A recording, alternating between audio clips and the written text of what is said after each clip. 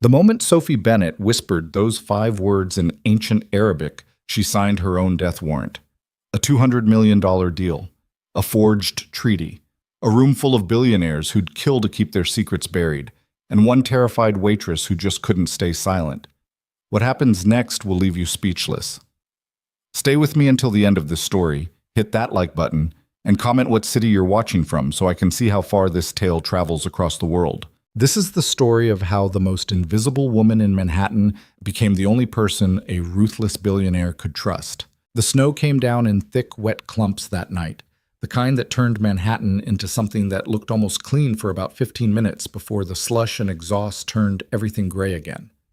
Sophie Bennett pressed herself against the brick wall outside the Velvet Room's service entrance, trying to light a cigarette with shaking hands. The wind kept killing her lighter. "Fuck," she muttered, giving up and shoving both the cigarette and lighter back into her apron pocket. Her fingers were numb. She'd been outside for maybe 2 minutes and already couldn't feel her nose. Inside, she could hear the muffled sounds of wealth, laughter that cost more than her monthly rent, the clink of crystal that probably cost more than her entire life. Sophie hated this place. Not the restaurant itself.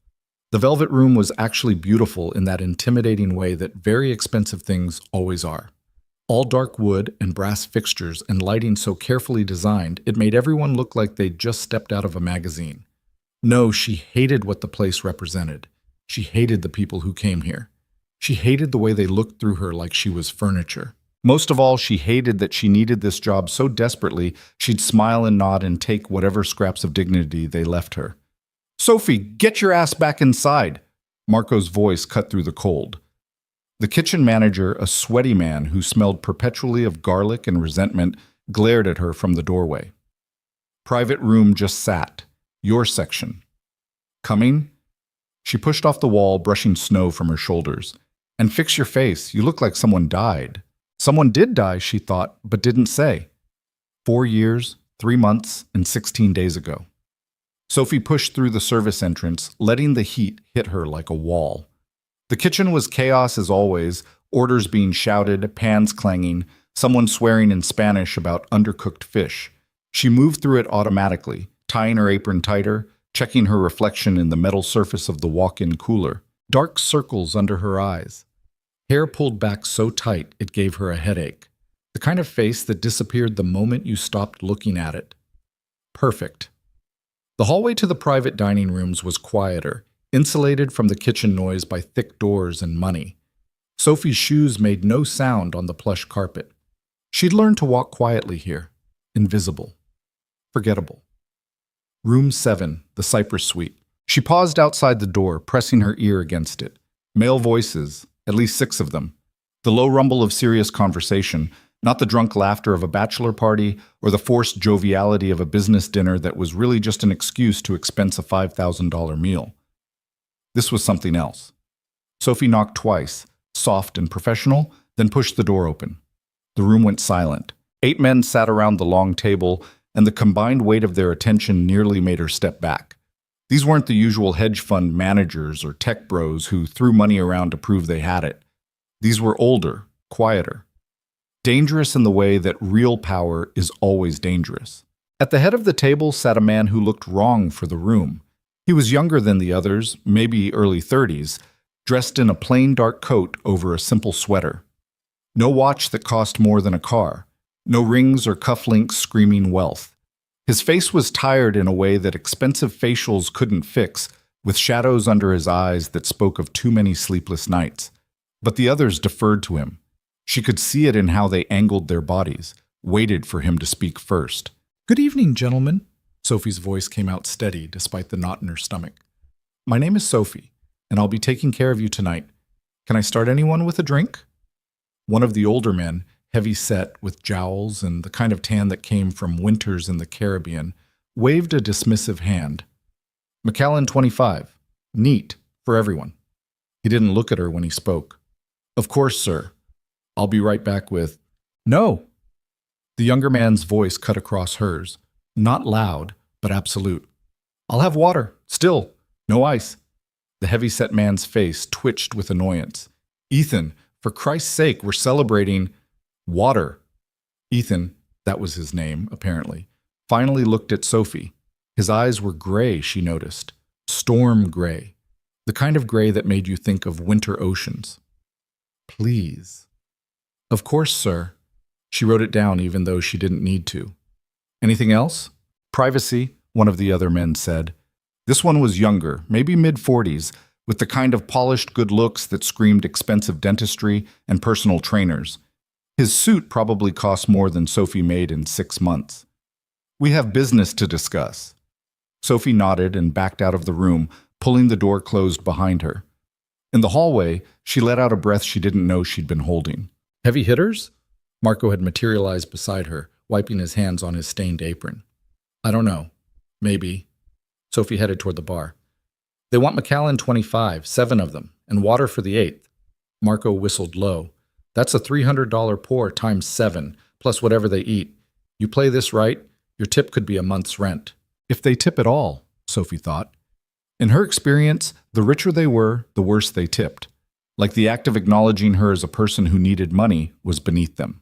She returned with the drinks on a silver tray, her face carefully neutral. Knocked twice. Entered. The conversation died again. Sophie distributed the whiskeys first, moving clockwise around the table. The men didn't acknowledge her except to shift slightly when she reached past them. She saved Ethan for last, setting the water glass down on his right side. Thank you, he said quietly. She almost stumbled. In 4 years of working here, maybe a dozen people had actually thanked her. You're welcome, sir. Are you ready to order, or do you need more time? The heavy-set man, she was mentally calling him Jowls, pulled out a thin laptop. We'll order later. Right now we need complete privacy. No interruptions. Understood? Of course, sir. I'll be right outside if you need anything. She was almost to the door when she heard it, the sound of paper sliding across polished wood, the rustle of something old, delicate. Sophie glanced back, just a glimpse. On the table, under the warm light, lay a document that made her blood freeze. Yellowed parchment. Wax seals, red and gold. Arabic script in formal calligraphy. The kind used in legal documents centuries ago. And in the corner, barely visible from where she stood, a symbol she'd seen before. The crest of the Al Rashid Oil Consortium. Her hand tightened on the door handle. Keep walking, she told herself. This is none of your business. You're a waitress. You serve drinks and smile and cash your paycheck. That's it. She pulled the door closed behind her and leaned against the wall, her heart hammering. The Al Rashid Consortium had been dissolved in 1987 after a series of corruption scandals. She knew this because her father had worked on the legal team that handled the dissolution. She'd been 6 years old, sitting in his Dubai office, playing with colored pencils while he worked late into the night on those exact documents. He'd taught her to read Arabic that year. Not modern Arabic, but the classical formal version used in legal and religious texts. It's important, Habibi, he'd told her, his reading glasses sliding down his nose as he showed her the difference between everyday words and legal terminology. Language is history. If you can read the old contracts, you can understand how power really works. Sophie pressed her palms against the cool wall, trying to calm down. It was probably nothing, probably just a replica, or a historical document they were discussing for some legitimate reason. Rich people collected weird shit. Maybe one of them was a history buff. Except she'd seen the way they'd gone silent when she entered, the way that polished man had demanded privacy, the tension in the room thick enough to choke on, and she'd seen the date on the document just for a second. 1983, 4 years before the dissolution. Right in the middle of when the consortium was negotiating drilling rights across 3 countries, rights that would eventually be ruled illegal and fraudulent. Walk away, Sophie told herself. Go check on your other tables. Do your job. Stay invisible. She pushed off the wall and headed back toward the main dining room. 30 minutes passed. Sophie served appetizers to a table of lawyers celebrating a won case, refilled water glasses, smiled at a regular who never remembered her name despite coming in twice a week for 3 years. The door to the Cypress suite remained closed. 45 minutes. Sophie was clearing table 12 when Marco appeared at her elbow. Your private room rang. They want you. Her stomach dropped. Okay. And Sophie? Marco's voice dropped. Whatever they're doing in there, you didn't see it. You don't know them. You're invisible. Clear? Crystal. She approached the Cypress suite like approaching a crime scene, knocked twice, waited for permission. "Come in." The room had changed. The document, that old yellowed parchment, now sat directly in front of Ethan, who stared at it with an expression Sophie couldn't read. Around the table, the other men looked pleased with themselves, satisfied. Giles smiled at her, the kind of smile that never reached the eyes. "We're ready to order now. And another round of drinks? Make it fast." Sophie wrote down their orders. 32-ounce steaks, lobster, sides that cost more than her grocery budget for a month. Her hand moved automatically while her eyes kept drifting to that document. Something was wrong with it. She couldn't put her finger on what, exactly. The calligraphy was beautiful. The seals looked legitimate, but something in the formal phrasing of the Arabic text that she could see from her angle. "That's all," the polished man said, not looking at her. "Go." Sophie nodded and turned to leave. That's when she saw it. The phrase at the top of the document, written in classical Arabic legal terminology, "Bi-ismi al-Sultan al-A'la wa al-Majlis al-Nafti al-Rashidi," in the name of the Supreme Sultan and the Rashidi Oil Council. Her father's voice echoed in her memory. The title Supreme Sultan wasn't used in UAE legal documents after 1971, Habibi. After the formation of the Federation, all contracts used Sheikh or Emir. Anyone using Sultan after that date was either ignorant or forging something. Sophie's hand froze on the door handle. The document was dated 1983, 12 years after the title became obsolete in Emirati legal terminology. "No," she thought. "No, no, no. You're wrong. You're remembering wrong. It's been years since you studied this stuff. You're a waitress now, not a legal translator. You don't know what you're talking about." But her father's office was so clear in her mind. The smell of old paper and Arabic coffee. His patient voice as he taught her the difference between classical and modern legal Arabic, showing her how forgers always made the same mistakes with archaic titles. Sophie stepped into the hallway and closed the door. Her hands were shaking. She made it halfway to the kitchen before she had to stop, pressing her back against the wall, trying to breathe. If that document was fake, and every instinct in her body was screaming that it was, then someone in that room was about to lose a lot of money. Or someone was about to steal a lot of money. Either way, not her problem. Except she'd seen Ethan's face. That tired, sad face that made him look less like a billionaire and more like a man barely holding himself together. She'd seen the way he looked at that document, not with greed or cunning, with resignation, like signing it was just another weight to carry. And she'd seen the way the other men looked at him, like sharks circling something wounded. "Stay out of it," the smart part of her brain said. "You're nobody. You're nothing. You speak up, you lose your job, probably get blacklisted from every decent restaurant in the city, end up working double shifts at a diner in Queens just to make rent." But there was another voice, quieter, her father's voice. "Sometimes, Habibi, the truth is more important than being safe." He'd believed that, right up until it got him killed. Sophie straightened up, smoothed her apron, headed to the bar to put in their drink order. She had maybe 15 minutes before she had to bring their food. 15 minutes to decide if she was going to stay invisible and safe, or if she was going to do something catastrophically stupid. The bartender, Luis, who'd worked here since before Sophie was born, slid the whiskeys across the bar top. "You okay? You look pale." "I'm fine." "You sure? Because you look like you're about to either throw up or punch someone." Sophie forced a smile. "Just tired." "Uh-huh." Luis didn't look convinced, but he knew better than to push. "Well, don't die on me. I got $50 on you making it through the whole shift without crying in the walk-in." "Who bet against me?" "Marco." Despite everything, Sophie laughed. Of course he did. She carried the drinks back to the Cypress suite on autopilot, her mind spinning. The document would be signed tonight. She could see it in how the men had positioned themselves, in the expensive pens laid out on the table, in the bottle of Dom Perignon someone had ordered for after. Once Ethan signed, the deal would be done. Money would change hands. By the time anyone realized the document was forged, if they ever did, the men in this room would be long gone, and Ethan would be the one holding the bag. Sophie knocked on his door, entered, distributed the drinks with steady hands. "Food will be out in approximately 12 minutes, she said, her voice professionally neutral. "Excellent." Jowls raised his glass. Gentlemen, I believe we're about ready to finalize this historic arrangement. Historic. Right.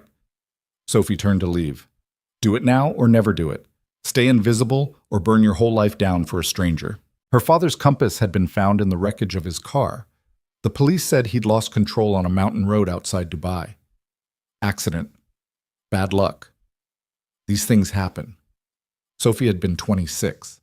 She'd buried him alone. No one from his firm came to the funeral. The corruption charges, false, fabricated, but permanent, had made sure of that. She'd spent the last 4 years invisible, safe, quiet, and absolutely fucking terrified every single day that she'd betrayed everything her father taught her about the truth. Sophie stopped at the door, turned around. 8 pairs of eyes swung toward her. Her mouth was dry. Her heart was trying to punch through her ribs. Sir? She looked directly at Ethan, switching from English to a Gulf Arabic dialect so specific, so archaic, that maybe 3 people in this entire city would understand it. The document before you contains legal terminology that did not exist in the year of its supposed creation. The title structures are incorrect. The wax seal is from the wrong period. You are being deceived. The room exploded. What the fuck did she just say? The polished man was on his feet, his face flushed. Did she just... Get her out of here! Jowls slammed his hand on the table. Marco, get your fucking waitress under control! But Ethan hadn't moved. He stared at Sophie with those storm-gray eyes, and she watched understanding dawn across his face. Say that again, he said quietly, in perfect Arabic, the same dialect she'd used. Slowly. Sophie's entire body was shaking now, but she held his gaze. In Arabic, she said, "The document uses Supreme Sultan as a title in 1983. That title was obsolete in Emirati legal contracts 12 years before this document's date. The calligraphy is beautiful, but the scribe used a Levantine style that would never appear in a Gulf state legal document. And the seal. The wax has been artificially aged, but the color is wrong. Al-Rashid Consortium seals were always burgundy, never this shade of red." Silence. Then Ethan stood up slowly, his chair scraping against the floor. "Everyone stay exactly where you are," he said, his voice soft but carrying an edge that made Sophie's spine straighten. He pulled out his phone. "I'm calling my authentication team." "Ethan, this is ridiculous." The polished man, she could see his name tag now, Damian Sterling, tried to smile, but it came out wrong, desperate. "You're going to trust some waitress over the documentation we've spent 6 months preparing?" "Preparing," Ethan repeated the word like it tasted bad. "Interesting choice of words, Damian." "Vetting. I meant vetting. Jesus Christ, you know what I meant." But Sophie could see it now. The way Damian's hand trembled as he reached for his whiskey. The way Jowls wouldn't meet anyone's eyes. The way the other men around the table were suddenly very interested in their phones, their drinks, anything but the conversation happening. "Sophie," Ethan said her name like he'd known it forever. "How do you know this?" This was it. The point where she either committed fully or backed down. "My father was Ahmad Bennett. He worked for the legal firm that dissolved the Al-Rashid Consortium in 1987. He taught me classical Arabic legal terminology when I was a child. Her voice cracked slightly. "He died 4 years ago, accused of corruption. Falsely." Something shifted in Ethan's expression. Not pity. Sophie had learned to recognize pity from a mile away. This was something else. Recognition, maybe. The look of someone who understood what it meant to lose everything to a lie. The door burst open. Marco stood there, red-faced and sweating. "Sophie, what the hell?" "Marco." Ethan didn't raise his voice, but Marco stopped mid-sentence like he'd hit a wall. "Your employee just saved me from losing $200 million. I suggest you give her a raise."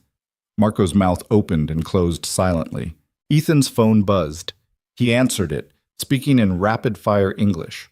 "I need the full authentication team on a video call in 3 minutes." "Yes, now. I don't care what time it is in London. Conference room 7, private line. And get me Harold from Princeton, the document specialist."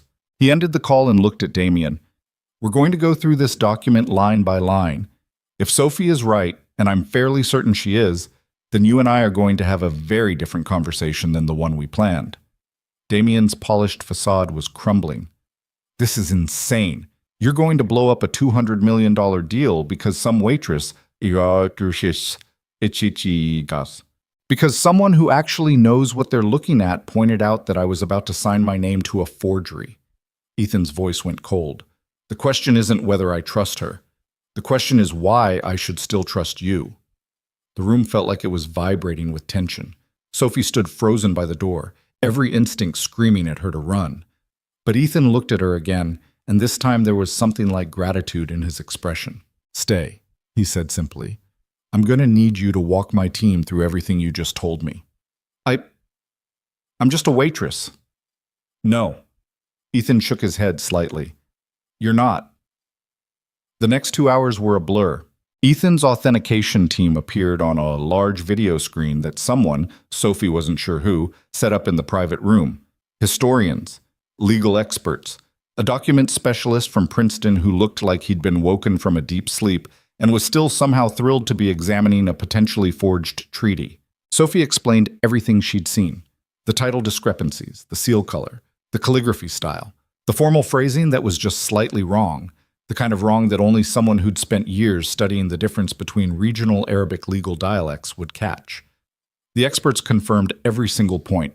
The document was a masterwork forgery, probably worth $50,000 just for the craftsmanship, but absolutely, completely, devastatingly fake. The real question, Harold from Princeton said, peering at the screen with fascination, is who made it? This level of work requires serious expertise, classical Arabic calligraphy training, access to period-appropriate materials, knowledge of historical legal conventions, and motivation. Ethan's voice was quiet.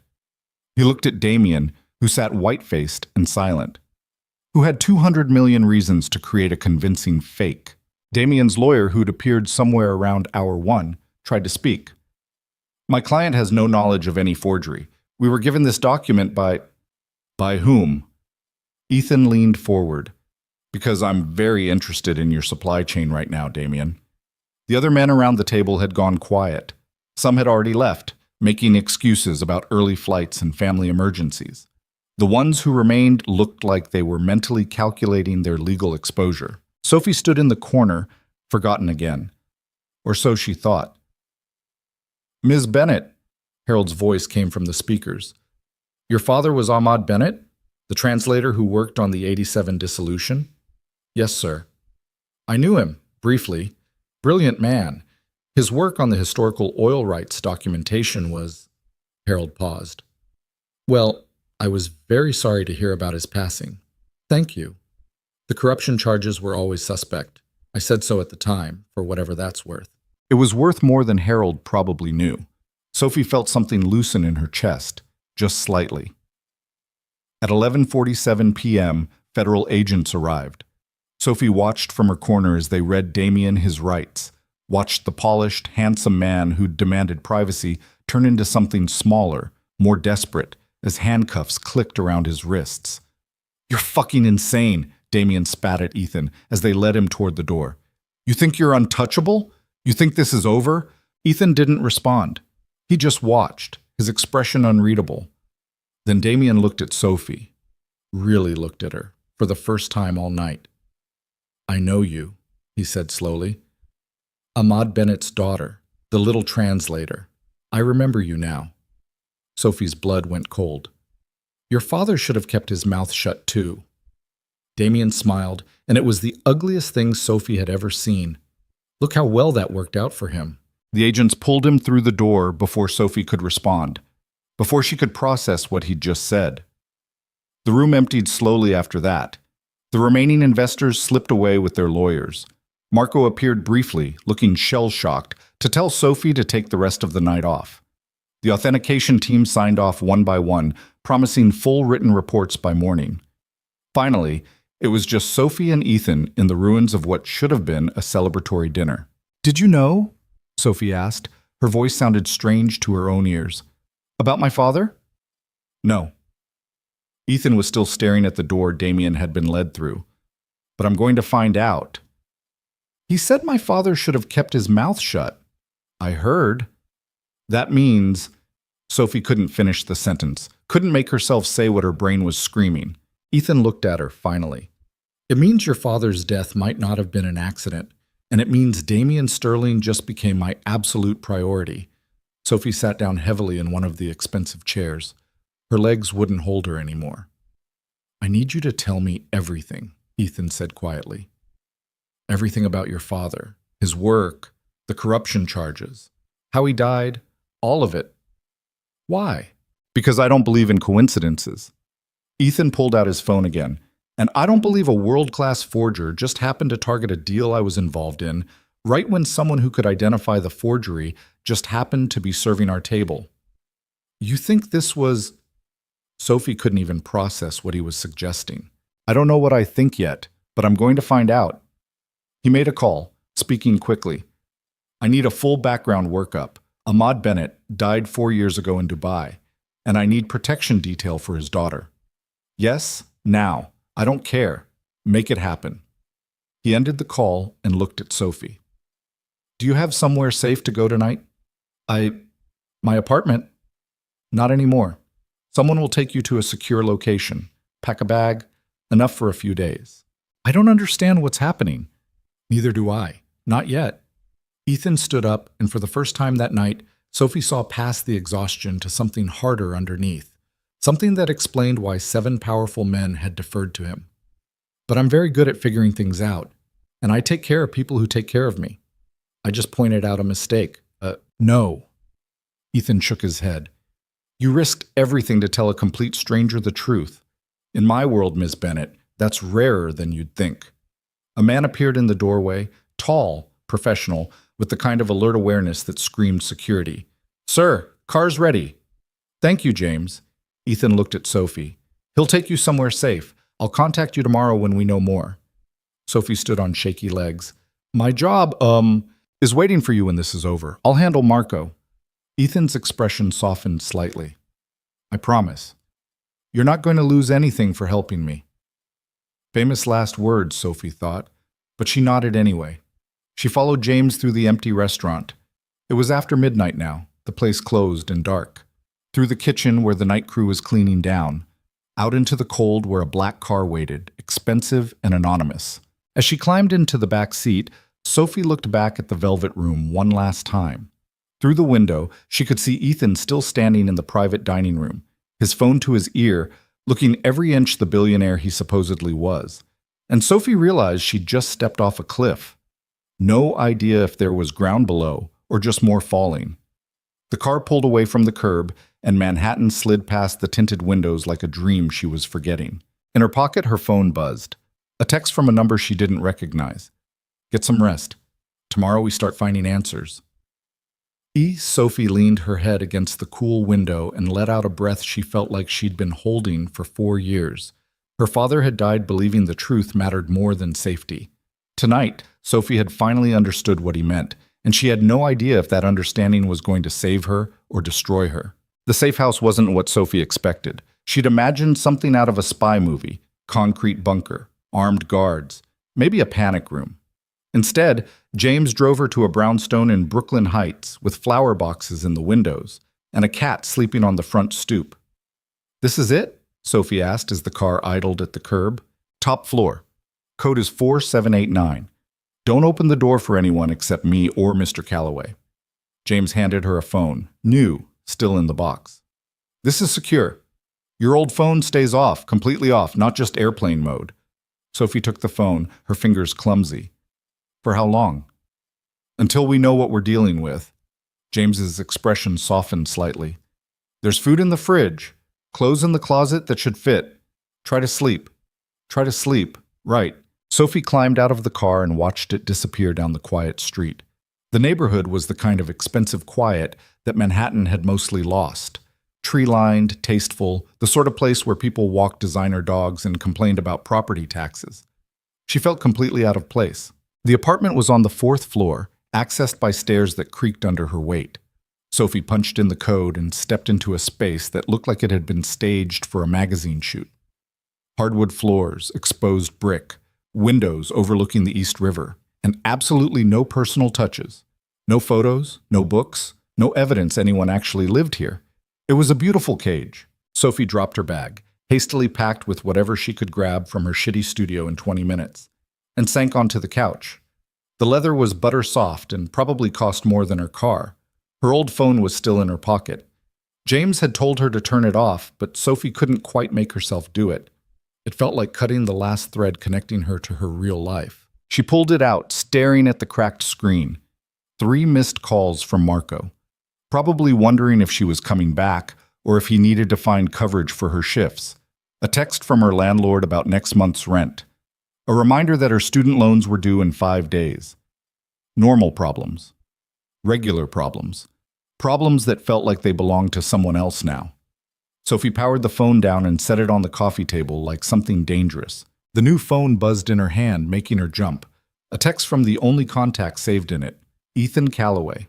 Settled in? Sophie stared at the message for a long moment before typing back, "Yes, this place is nicer than anywhere I've ever lived." The response came quickly. "Good. Get some rest. We'll talk tomorrow." Then, a moment later, "Thank you. For tonight. I mean it. Sophie set the phone down and pressed the heels of her hands against her eyes. She was not going to cry. She'd survived the last 4 years without falling apart, and she wasn't going to start now just because a billionaire she'd met 6 hours ago was being unexpectedly human. She made it to the bedroom before the tears came anyway. Morning arrived too bright and too early. Sophie woke disoriented, tangled in sheets that smelled like expensive detergent, sunlight streaming through windows she didn't recognize. For a few seconds, she couldn't remember where she was or why. Then it all crashed back. The document.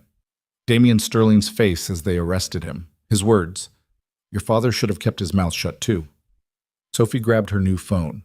6:47 a.m. No messages. She showered in a bathroom that had better water pressure than her entire apartment building, then raided the closet James had mentioned. Someone had stocked it with clothes in her size, jeans, sweaters, even underwear still in the package. It should have felt thoughtful. Instead, it felt invasive, like someone had measured her without her knowing. Sophie dressed in jeans and a gray sweater that was softer than anything she owned, then investigated the kitchen. The fridge was stocked like someone had gone down a grocery list written by a nutritionist. Fresh fruit, Greek yogurt, eggs. Vegetables she couldn't name. A loaf of bread from some bakery that probably had a 6-month waiting list. She made coffee in a machine that looked like it required a PhD to operate, then stood at the window watching Brooklyn wake up. Her phone rang at 8:15. Sophie Bennett. She answered automatically, the way she used to when her father would call from the office. "Good morning." Ethan's voice sounded less exhausted than last night. "Did you sleep?" "Some. You?" "Not much."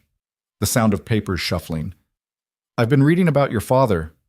Sophie's grip tightened on the phone. And I'm sorry for what happened to him, for what they did to his reputation." "You didn't know him." "No. But I've read the charges they filed, and I've read his defense. The whole thing was..." Ethan paused. "Convenient. Too convenient. Your father discovered irregularities in a major oil contract, reported them to his superiors, and 3 weeks later he's accused of taking bribes from the same company he was investigating."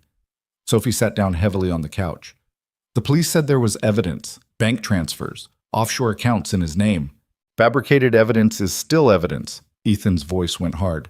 "I've seen this play before. Someone gets too close to something they shouldn't see, and suddenly they're the criminal. Happens more often than you'd think."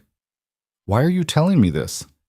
"Because I need to know if you want the truth, or if you want to leave this alone." Sophie's laugh came out bitter. "What kind of question is that?" "A fair one. The truth is expensive, Sophie. It costs money, time, energy. Sometimes it costs more than that." A pause. "I'm offering to find out what really happened to your father. But if we go down that road, we're committed, no halfway. Either we get answers or we burn everything trying. I need to know if you're ready for that." Sophie thought about the last 4 years, working doubles at restaurants where men like Damian Sterling looked through her like furniture, smiling until her face hurt, staying quiet, staying invisible, staying safe. "I'm ready," she said. "Okay. James will pick you up in an hour. We've got a meeting." "With who?" "Someone who might have answers about Damian Sterling's operation." Ethan's tone shifted slightly. "Fair warning, this person is difficult. but they're the best at what they do, which is following money that doesn't want to be found. The line went dead. Exactly 1 hour later, James appeared at the door. He drove her into Manhattan, taking turns that seemed deliberately confusing, doubling back twice. Looking for tails, Sophie realized, making sure no one followed them. They ended up at a building in Tribeca that looked abandoned from the outside. Graffiti on the metal shutters, newspapers piled against the door. But when James entered a code and pulled the door open, the interior was anything but abandoned. Exposed ductwork, polished concrete floors, glass-walled offices where people worked at computers with multiple monitors. It looked like a tech startup designed by someone who'd watched too many hacker movies. This way. James led her through the maze to a conference room in the back. Ethan stood at the window, phone to his ear, speaking rapid-fire Mandarin. He looked different in daylight, still tired, but sharper somehow, more in his element. He wore dark slacks and a black sweater, no tie. His hair was slightly messy, like he'd been running his hands through it. He ended the call when Sophie entered. "You found it okay. James is very efficient. That's why I pay him." Ethan gestured to the table where a woman sat with a laptop and approximately 6 different phones scattered around her. "Sophie Bennett, meet Maya Chen. Maya is a forensic accountant," Maya interrupted, not looking up from her screen. She was maybe 40, with short cropped hair dyed silver and glasses with thick black frames. Also a data analyst, skip tracer, an occasional miracle worker. "Nice to meet you. You're the waitress who nuked a $200 million deal." "I didn't mean to nuke anything." "Sure you did." Maya finally looked up, and her eyes were sharp behind the glasses. "Nobody speaks up like that unless they mean to blow something up. Own it." Sophie glanced at Ethan, who almost smiled. "Maya doesn't really do social niceties. Social niceties are a waste of processing power." Maya turned the laptop around, showing a screen full of financial data that meant nothing to Sophie. "Here's what I found so far on Damien Sterling. Multiple shell companies in the Caymans, a network of offshore accounts, transaction patterns that suggest money laundering, but nothing concrete enough to prosecute. Yet." "Yet?" Sophie moved closer to look at the screen. "Well, give me 3 days and I'll have enough to put him away for 20 years. Maybe 30, if we get lucky." Maya's fingers flew across the keyboard. "But here's what's interesting. 6 weeks ago, Sterling moved $5 million through a cutout company to a law firm in Dubai." Sophie's stomach dropped. "Which firm?" Maya read off a name that made the room tilt. The same firm that had filed the corruption charges against Sophie's father. "That's..." Sophie couldn't finish the sentence. "Not a coincidence," Ethan said quietly. "We know." Maya pulled up another screen. "The payment was listed as legal consultation fees, but the amount is way too high for legitimate work. This was a payoff." "For what?" Sophie asked, even though she was starting to understand. "That's what we need to find out." Ethan leaned against the table, his arms crossed. "Maya, can you trace the other end? See who at the firm received the money?" "Already did. Senior partner named Hassan Mansour. Real piece of work, apparently. Specializes in making problems disappear." Sophie remembered that name, too. He'd been the lead attorney on the case against her father. She'd only met him once, at the reading of the verdict. He'd looked at her with something like pity and said, "Your father made choices. Now he pays for them." "Sophie?" Ethan's voice cut through the memory. "You still with us?" "Yeah, sorry." She shook her head, trying to focus. "What does this mean?" "It means Sterling paid off your father's accusers." Maya said it like she was commenting on the weather, which suggests the whole corruption case was manufactured, which, in turn, suggests your father discovered something about Sterling's operation that needed to be buried. "But my father worked in Dubai. Sterling operates mostly in New York and London. How would they even have crossed paths?" "That's the question." Ethan pulled out his phone, scrolling through something. "Maya, pull up Sterling's business history from 2018 through 2022. Focus on Middle East operations." Maya's fingers danced across the keys. "Okay, here we go. 2018, Sterling Capital Partners opened an office in Dubai. 2019, they started brokering deals for oil rights across the UAE and Saudi Arabia. 2020, oh, that's interesting." "What?" Sophie and Ethan asked simultaneously. 2020, Sterling attempted to purchase historical drilling rights from the dissolved Al Rashid Consortium. The deal fell through when documentation couldn't be verified. Maya looked up. Want to bet on who was handling the verification? Ahmad Bennett, Sophie whispered. Bingo. Maya turned the laptop toward them. Your father's name is all over the legal files. He flagged irregularities in the title transfers, said the provenance was questionable, recommended against the sale. And 3 weeks later, he's accused of corruption. Ethan's jaw tightened. They didn't kill him immediately. They discredited him first, made sure nobody would believe anything he said about their operation. Sophie felt sick. The car accident was 4 months after the charges were filed. The room went quiet. Maya broke the silence. I can pull the accident report, see if there's anything that doesn't add up. Do it. Ethan looked at Sophie. If this is too much, shh. It's not. Sophie's voice came out harder than she intended. Keep going. Maya pulled up another screen, this one showing a police report in Arabic. She scrolled through it quickly, her eyes scanning. Okay, so official cause was driver error. Your father allegedly lost control on a mountain road during a rainstorm. Car went over the barrier, rolled 3 times before catching fire. Allegedly? Sophie caught the word. No witnesses. No traffic cameras on that stretch of road. The investigation was closed in 48 hours. Maya's expression was neutral, but her tone wasn't. For a case involving a man under active investigation for corruption? That's fast. Too fast. What about the car, Ethan asked. Was there a mechanical inspection? Report says yes, but it's vague. No mechanical failure detected. That's it. No details about what they actually checked. Can we find the inspector? Ask what he actually looked at? Maya typed rapidly. Inspector's name was Khalid Aziz. Died 6 months after your father. Heart attack, apparently. Sophie closed her eyes. Of course he did. Hey. Ethan's voice was closer. When she opened her eyes, he was standing next to her. We're going to figure this out. How? Everyone involved is dead or paid off or too scared to talk. Not everyone. Ethan looked at Maya. Sterling's been running this operation for at least 4 years. That's a lot of moving parts. A lot of people on the payroll. Someone knows something. I'll start pulling his employee records. See who worked for him in Dubai during the relevant period. Maya was already typing. Give me a few hours. We don't have a few hours. Ethan checked his watch. Sterling's arraignment is this afternoon. Once he makes bail, and he will make bail, he's going to start cleaning house. Any witnesses, any evidence, anything that could connect him to Ahmad Bennett's death, it'll disappear.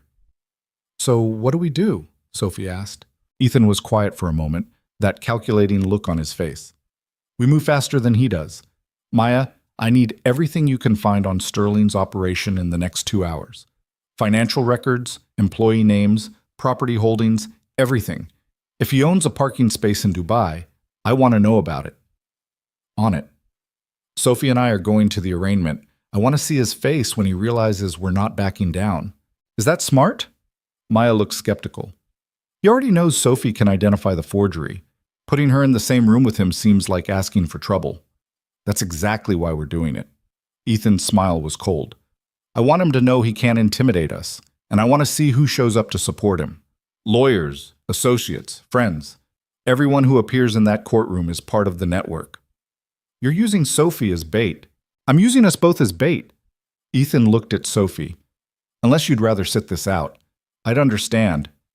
Sophie thought about her father's funeral, how empty it had been, how his former colleagues had stayed away, unwilling to be associated with a disgraced man, how she'd stood alone in the rain while they lowered his casket into the ground. I'm coming, she said.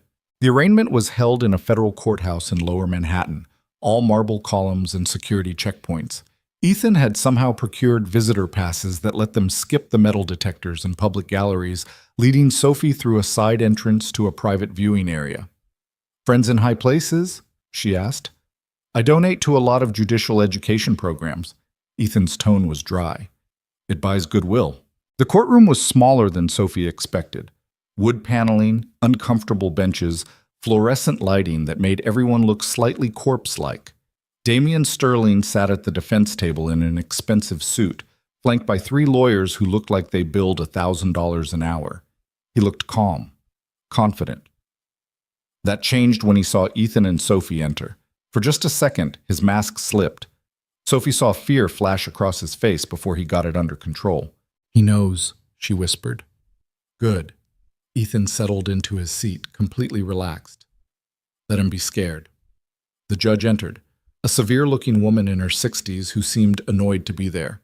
The prosecutor laid out the charges: fraud, conspiracy, money laundering, forgery. The list went on.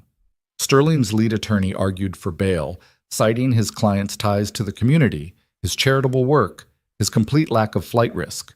"Your Honor, Mr. Sterling has cooperated fully with authorities. He's a respected businessman with no prior criminal record. Bail is more than appropriate in this case." The prosecutor stood. "Your Honor, the defendant has access to significant financial resources and documented connections to at least 7 countries without extradition treaties. He's absolutely a flight risk. My client has surrendered his passport. He has 3 passports that we know of, possibly more." The judge looked bored. "Bail is set at $20 million, cash or bond. Defendant will surrender all travel documents and submit to GPS monitoring. Next case." The gavel came down. Sterling's lawyers were already moving, making calls, arranging the bail payment. He'd be out by evening. "That's it?" Sophie felt something twist in her chest. $20 million and he just walks? For now. Ethan was watching the defense table carefully. "But look who's here." Sophie followed his gaze. A man had appeared next to Sterling's lawyers.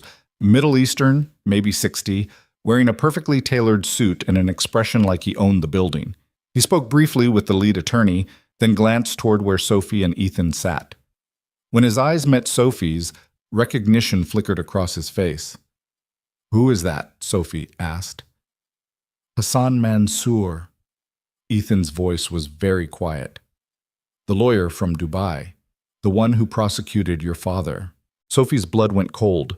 Mansour said something else to Sterling's team, then left through a side door, moving quickly. "James!" Ethan was already on his phone. "Mansour just left the courtroom, heading toward the east exit. Don't lose him." They left before the next case was called, Ethan moving with purpose through the courthouse corridors. Outside, James was waiting by the car, looking frustrated. "Lost him in the subway. He knew he was being followed." "Doesn't matter." Ethan pulled out his phone, typing rapidly. "Maya, Hassan Mansour is in New York. I need to know where he's staying, who he's meeting with, everything." Maya's response came through on speaker. "Already on it. His phone pinged a tower near the courthouse 10 minutes ago. Now he's moving north. Looks like he's heading toward...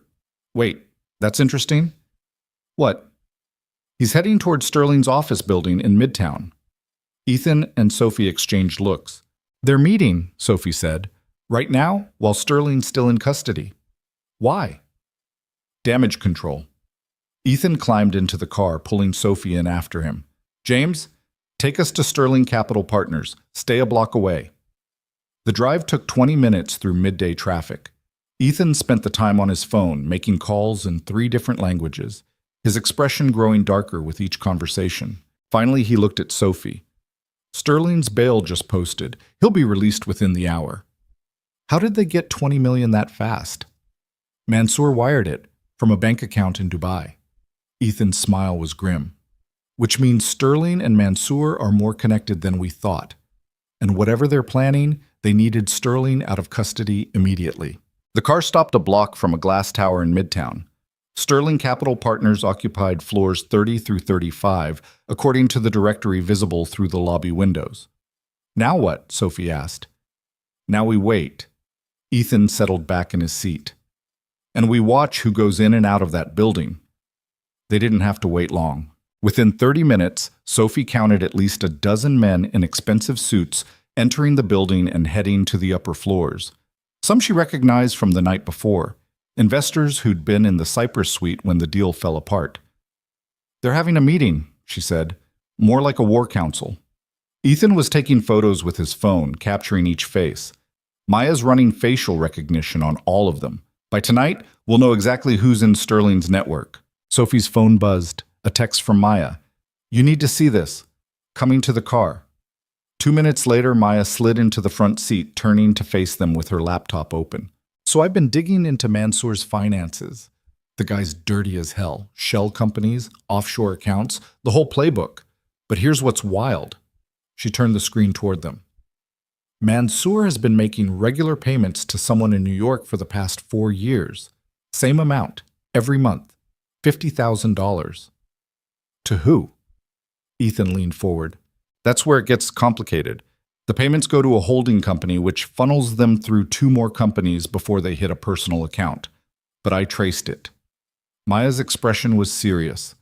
The final recipient is a NYPD detective named Marcus Webb. He works in the traffic investigation unit. Sophie felt the world tilt. Traffic investigation? Yeah. Maya met her eyes. The unit that would have handled your father's accident report if it had happened in New York, but also the unit that has connections with international traffic safety bureaus, including the one in Dubai. He helped them cover it up, Sophie whispered. The accident, he helped make it look legitimate. Or did more than that. Ethan's voice was ice. Maya, can you prove Webb was in Dubai 4 years ago? More typing. Give me a sec. Okay, yeah. Webb took 2 weeks of vacation time in September 2022. Flew to Dubai September 8th, returned September 23rd. My father died September 14th, Sophie said. The car was silent. We need to confront him, Sophie said finally. Webb, we need to make him talk. We need to be smart about this. Ethan was thinking, she could see it in how his eyes moved. If we go to Webb directly, he'll lawyer up or run. We need leverage first. I can get leverage. Maya's fingers were already moving across her keyboard. Give me until tonight. I'll have enough dirt on Detective Webb to bury him. Do it. Ethan looked at Sophie. And we need to warn your father's other colleagues, anyone from that legal team in Dubai. If Sterling and Mansour are cleaning house, they're in danger. I don't know most of them. My father kept his work separate from home. I'll find them. Maya made a note. Employment records from the firm. We'll track them down and make sure they're protected. Or at least warned, Ethan added grimly. Sophie's hands were shaking. She pressed them flat against her thighs, trying to stop the tremor. This is real. They really killed him. It wasn't an accident. No. Ethan's voice was gentle. It wasn't. And they've just been walking around, living their lives, getting richer while my father's buried in the ground and I'm working double shifts just to eat. Sophie, I want them destroyed. She looked at Ethan, and she knew her expression was probably scary. She didn't care. Not arrested, not prosecuted, destroyed. I want to take everything from them the way they took everything from me. Ethan studied her for a long moment. Okay. Okay, we'll destroy them. He said it like he was agreeing to pick up coffee. But we do it right. Legally, carefully, completely. So when they fall, they stay down. Maya closed her laptop. I like her. She's got priorities. Despite everything, Sophie almost laughed.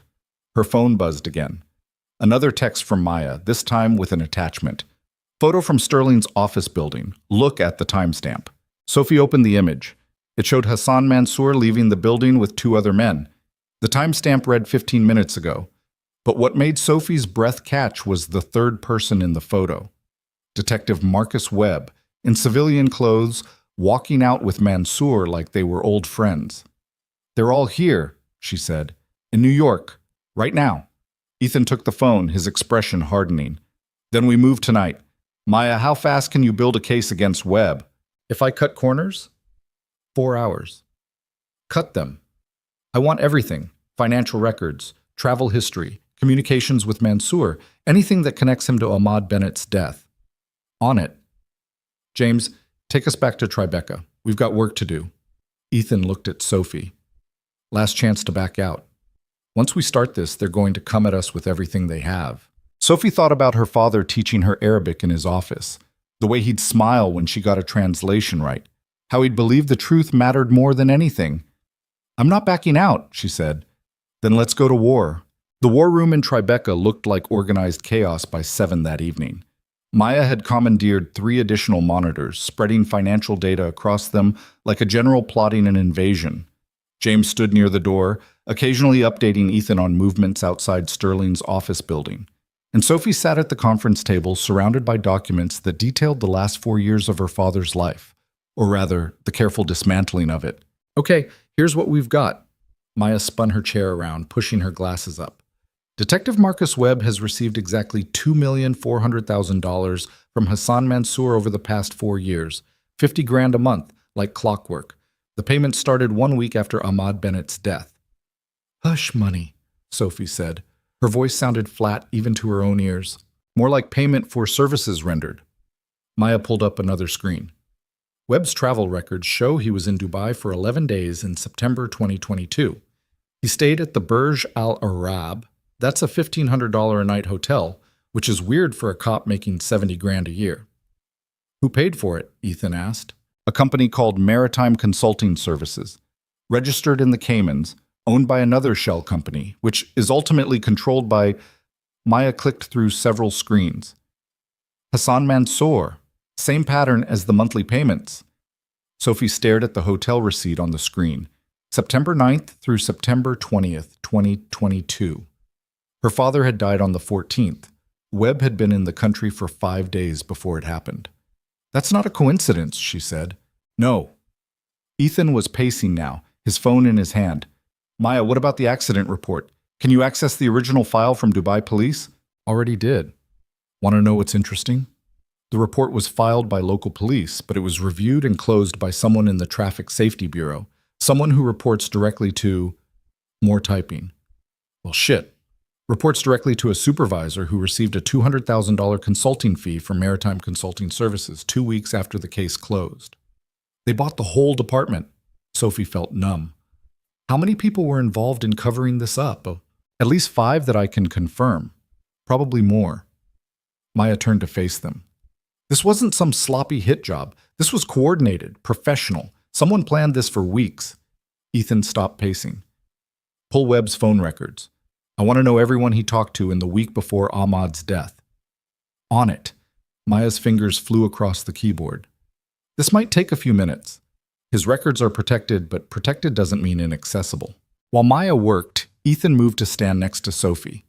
He didn't say anything, just stood there like a silent promise that she wasn't alone in this. How do you do this? Sophie asked quietly. This kind of work. Finding out people are monsters and just functioning. Badly, mostly. Ethan's smile was tired. I don't sleep much. I drink too much coffee. My daughter barely sees me, even though we live in the same apartment. You have a daughter? Emma, she's 7. He pulled out his phone, showing Sophie a photo of a little girl with dark hair and gray eyes that matched his. She was laughing in the picture, covered in what looked like paint. She's staying with my sister this week. Safer that way. She's beautiful. She's everything. Ethan put the phone away. My wife died when Emma was 2, car accident. Except it actually was an accident. I had every investigator I could find look into it. Sometimes terrible things just happen. Sophie didn't know what to say to that. Got it. Maya spun her chair around triumphantly. Webb's phone records from September 2022. He made 17 calls to a Dubai number in the week before Ahmad's death. Guess who the number belongs to? Mansour, Sophie and Ethan said together. Bingo. And here's the fun part. On September 13th, the day before Ahmad died, Webb made 3 calls to a local number in Dubai. That number belongs to a car service company. The pieces were clicking together in Sophie's head, forming a picture she didn't want to see. They hired someone to tamper with his car. That's my guess, let's say. Maya pulled up more data. The car service company was paid $12,000 on September 13th. Payment came from Surprise Maritime Consulting Services. Ethan's jaw tightened. Do we have the name of the mechanic who worked on Ahmad's car? Company's been out of business for 3 years. Owner died in 2023, another convenient heart attack. But I found employment records. There were only 2 mechanics working there at the time. Maya brought up 2 photos. Rashid Khalil and Omar Hassan. Rashid died 6 months after the car service closed. Omar is still alive, working at a different garage in Dubai. We need to talk to Omar. Ethan was already pulling out his phone. About that, Maya's expression turned serious. Omar Hassan filed for asylum in the United States 7 months ago. He's currently living in Queens under a protected witness visa. Sophie's head snapped up. He's here? In New York? Afraid so. And according to his asylum application, he's got information about a murder that took place in Dubai in 2022. Maya met Sophie's eyes. Your father's murder. The room went silent except for the hum of computers. He knew, Sophie whispered. All this time, he knew what they did. And he's been hiding ever since. Ethan was already dialing. James, I need an address. Omar Hassan, Queens. Yes, now. James's response was immediate. Within 2 minutes, they had an address in Astoria. We're going to see him, Sophie said. It wasn't a question. Damn right we are. Ethan grabbed his coat. Maya, keep digging. I want to know everything about Webb's current location and movements. If he's meeting with Sterling or Mansour, I need to know immediately. What are you going to do? Get Omar Hassan to tell us exactly what happened to Ahmad Bennett. Then we're going to bury everyone involved. The drive to Astoria took 40 minutes through evening traffic. Sophie watched the city slide past the window, her mind racing. A mechanic named Omar Hassan had the answers she'd been looking for 4 years. He'd been in New York for 7 months, and she'd had no idea. You're quiet, Ethan said. I'm trying not to scream. Fair enough. The building where Omar lived was a rundown walk-up near the subway tracks. Paint peeling, windows covered with bars, the kind of place where people minded their own business because asking questions was dangerous. James stayed with the car while Ethan and Sophie climbed 3 flights of stairs that smelled like curry and cigarette smoke. Apartment 3C. Sophie could hear a television through the door, voices speaking Arabic. Ethan knocked. The television went silent immediately. Omar Hassan? Ethan called out. My name is Ethan Calloway. I'm here about Ahmad Bennett.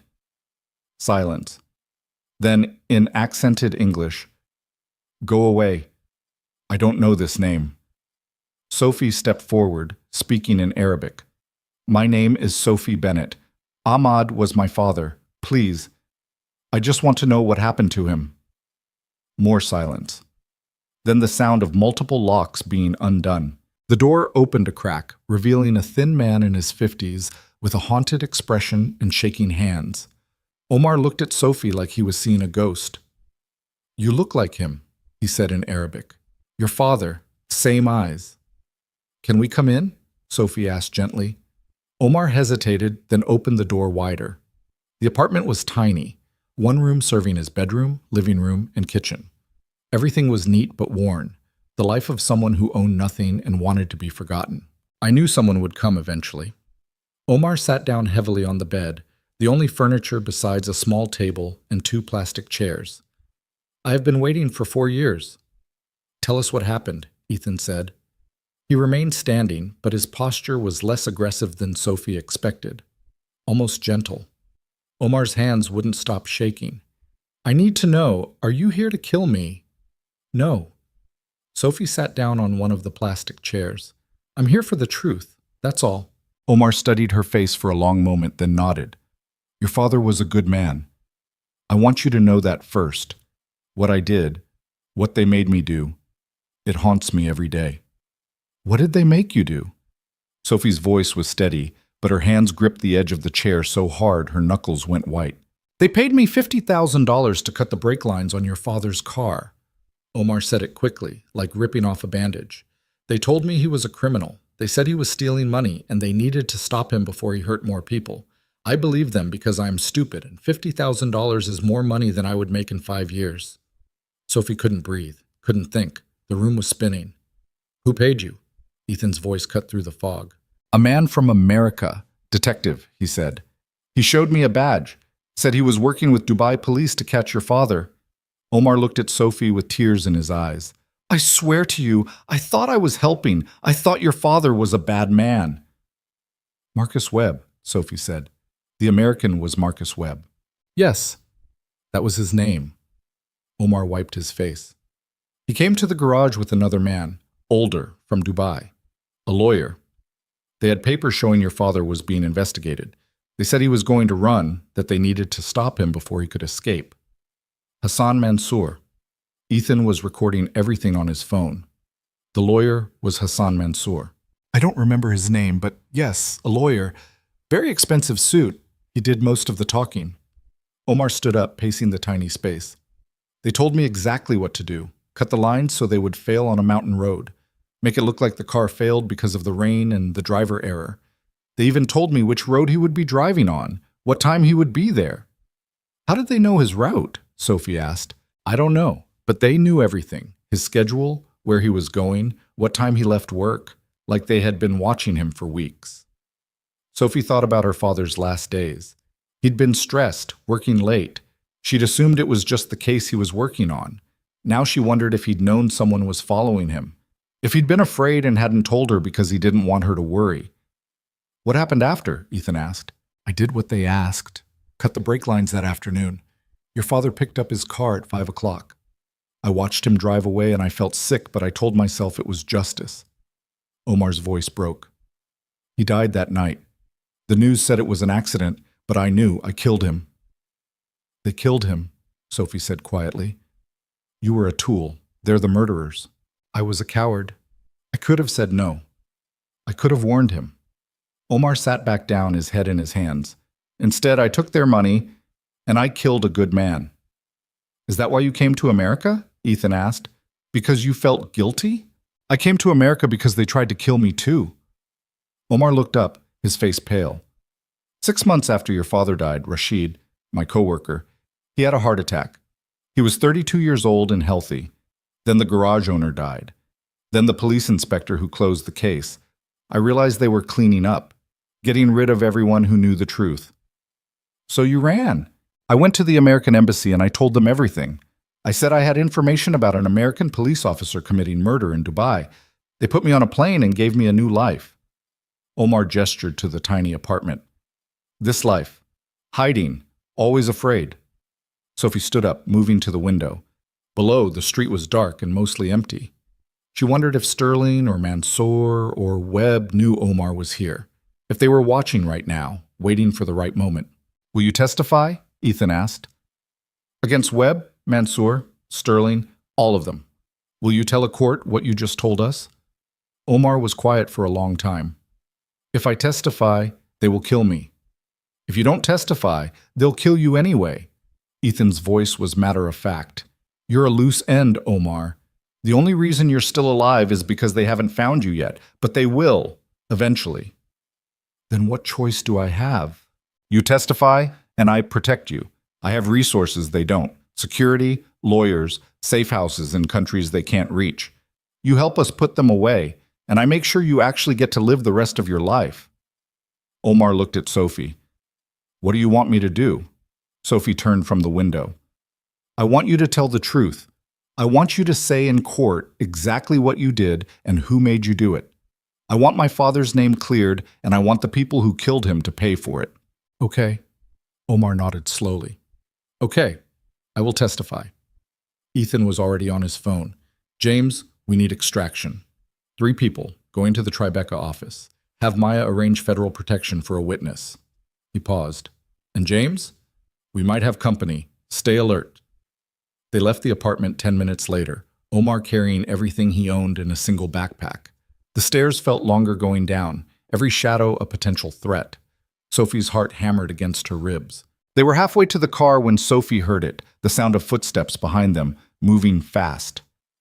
Run! James's voice cut through the night. Get to the car, now! Sophie ran, Ethan's hand on her back propelling her forward.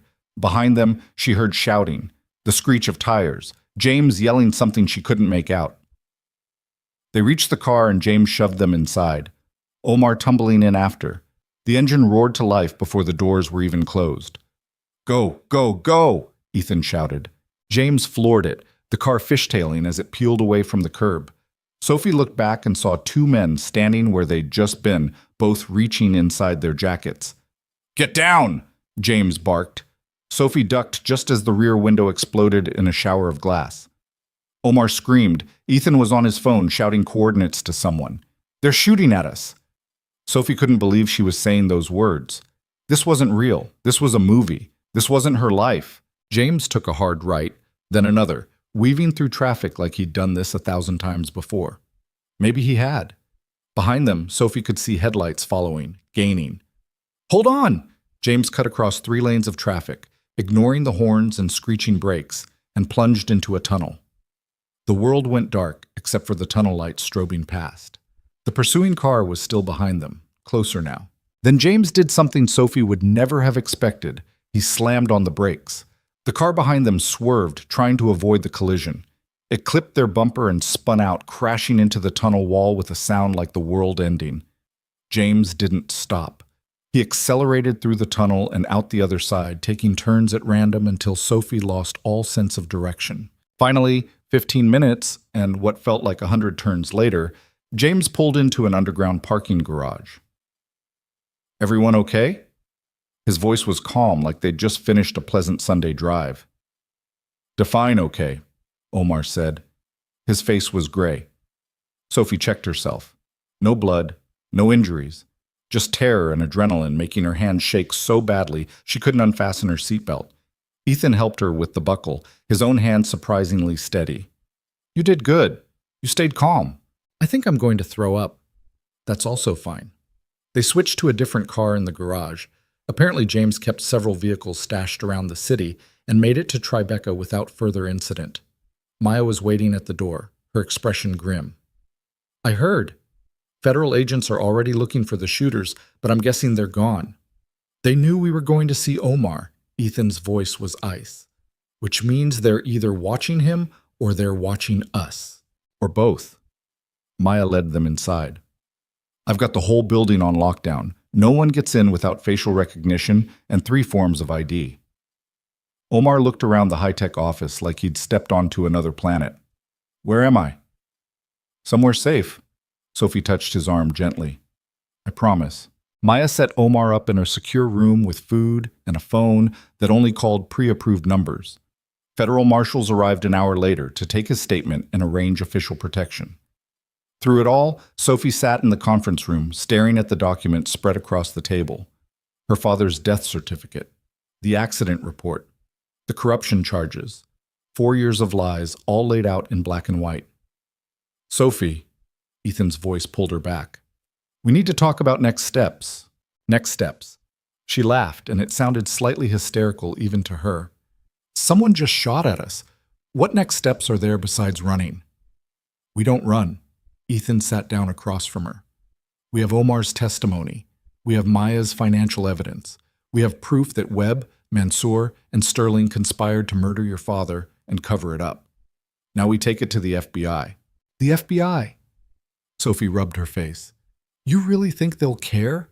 A 4-year-old murder in Dubai, a corrupt cop on their payroll, a lawyer from overseas, they'll bury it. Not if we don't give them a choice. Ethan pulled out his phone, showing her a contact labeled FBI, Sarah Chen. I know someone. Someone who actually gives a damn about justice. She'll listen. And if she doesn't, then we go to the press. The Times, the Journal, every major outlet. We make so much noise they can't ignore it. Ethan leaned forward. You asked me earlier how I do this work. The answer is I don't let them win, ever, no matter what it costs. Sophie looked at him, really looked at him. The exhaustion in his eyes, the tension in his shoulders, the careful control he maintained over everything because if he let go for even a second, the weight of what he carried would crush him. You're not doing this just for me, she said quietly. Are you? Ethan was quiet for a moment. My wife's accident, the one I said I investigated. I found proof it really was just bad luck. She was driving in a storm, took a turn too fast, hit black ice. But before I knew that, I spent 6 months thinking maybe it wasn't an accident. Maybe someone had a reason to hurt her because of my business dealings. The not knowing almost destroyed me. But it was an accident. It was. But I met a lot of people during those 6 months who weren't so lucky. People whose loved ones really were murdered and made to look like accidents. People the system failed because they didn't have money or connections or the ability to fight back. Ethan met her eyes.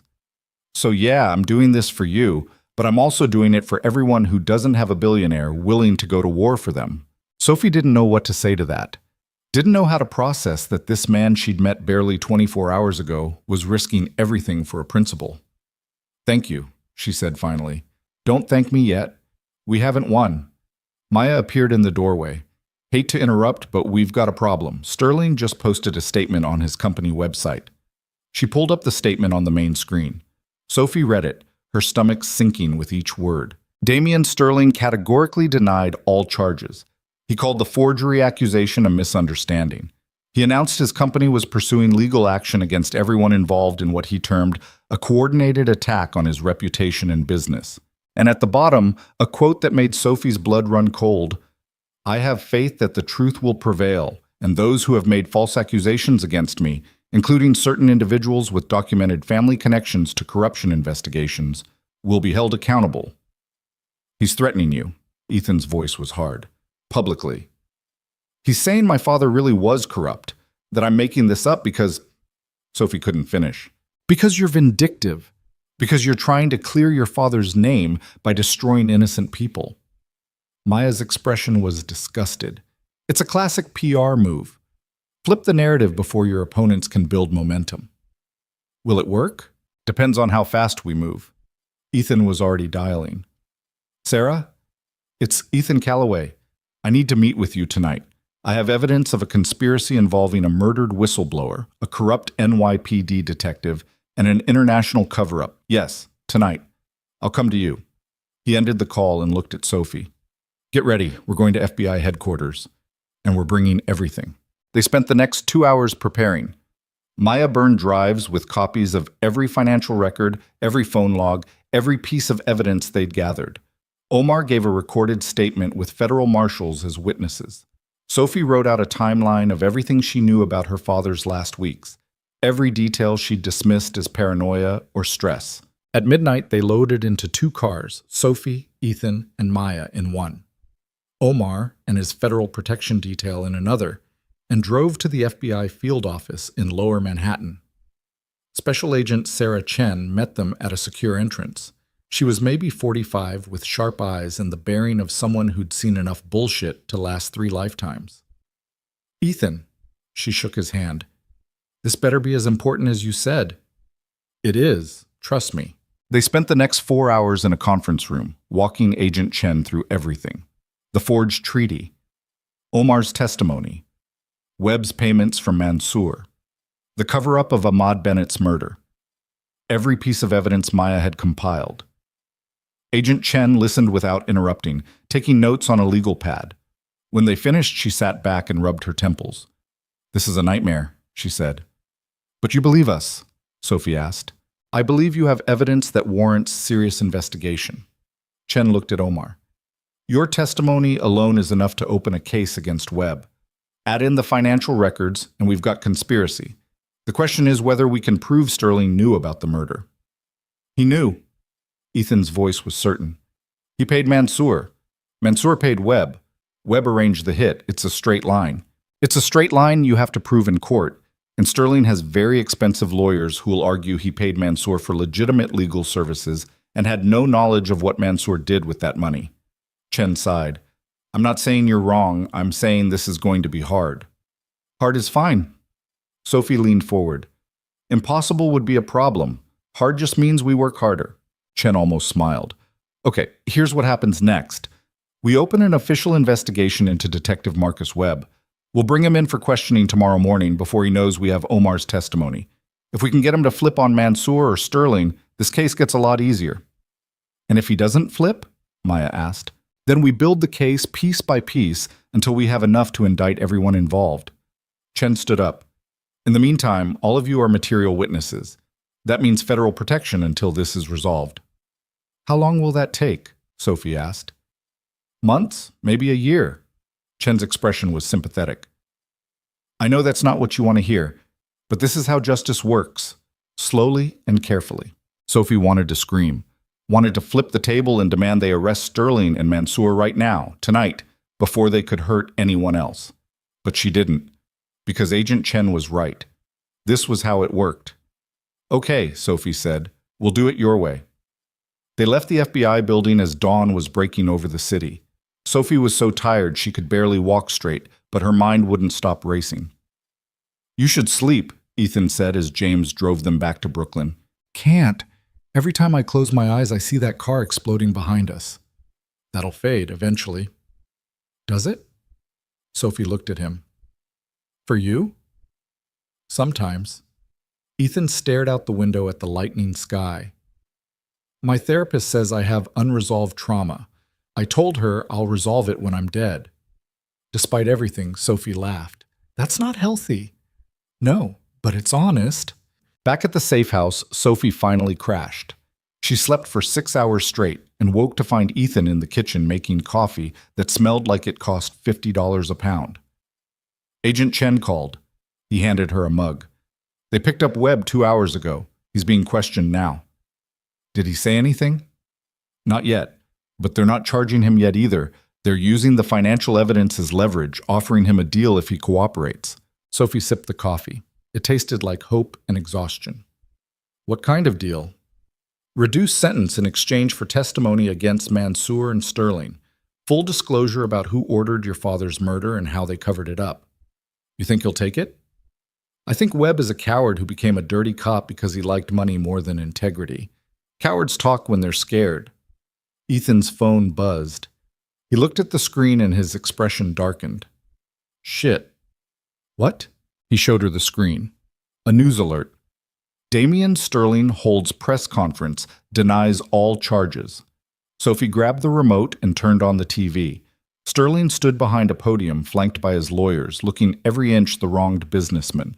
He spoke about his decades of service to the financial community, his charitable work, the coordinated attack against him by competitors and disgruntled former associates. And I want to address the particularly cruel accusation being spread by Ms. Sophie Bennett. Sterling looked directly into the camera, and Sophie felt like he was looking into her soul. Ms. Bennett's father was investigated for corruption in Dubai. Those charges were legitimate and based on substantial evidence. It's tragic that Ms. Bennett can't accept her father's guilt, but her attempt to rehabilitate his reputation by destroying mine is both transparent and despicable. That son of a bitch, Sophie breathed.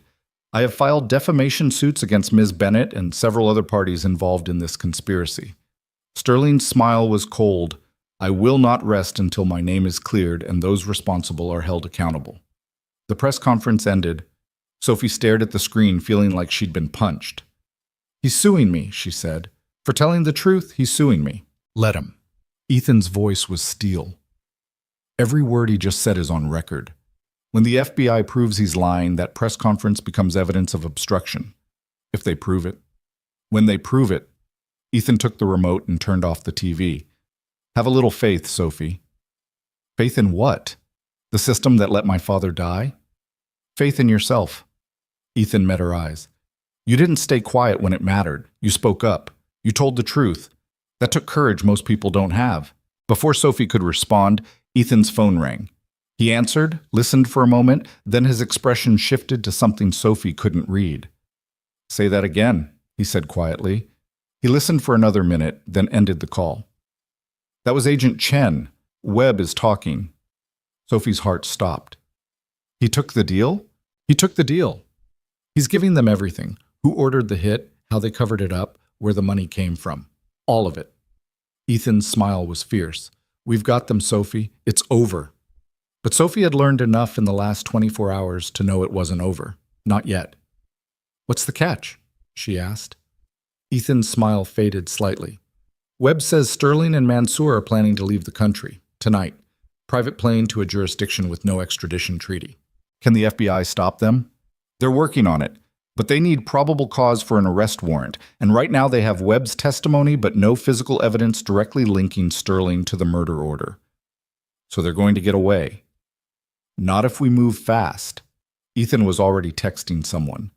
Maya's tracking Sterling's movements. If we can figure out when and where he's planning to run, we can force the FBI's hand. Sophie's phone buzzed. A text from a number she didn't recognize. You should have stayed quiet, little girl. Your father made the same mistake.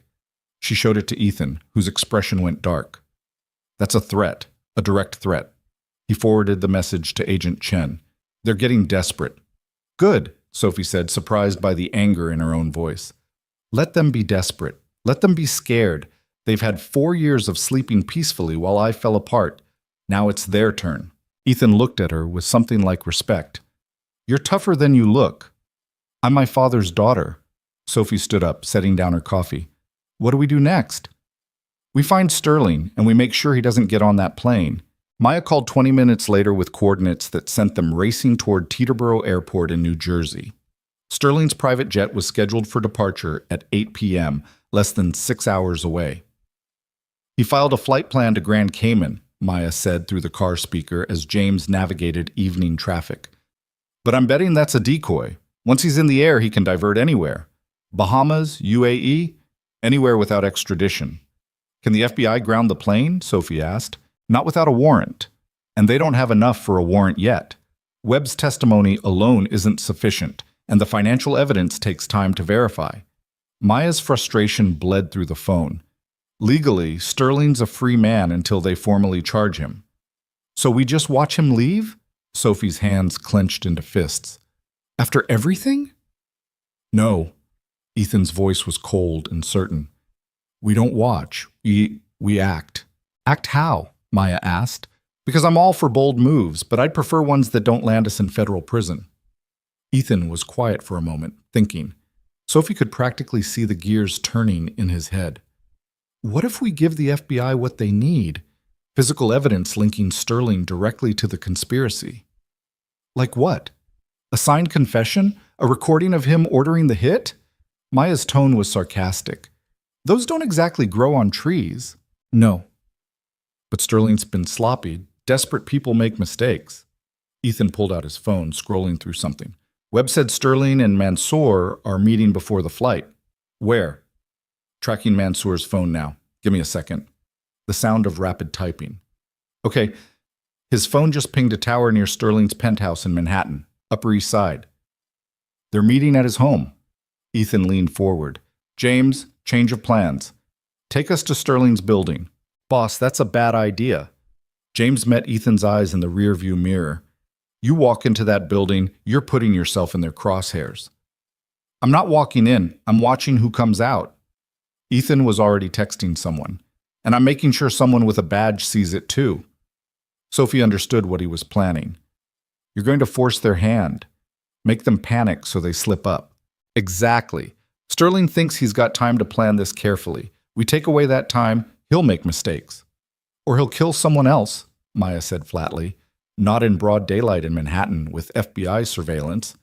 Ethan's confidence was either reassuring or terrifying. Sophie couldn't decide which. Agent Chen, are you getting this? Sophie hadn't realized Chen was on the call too. I'm hearing it. Chen's voice was tight. And I'm officially advising you to stay away from Sterling's residence. This is an active investigation. Noted. We'll stay on public property and observe from a distance.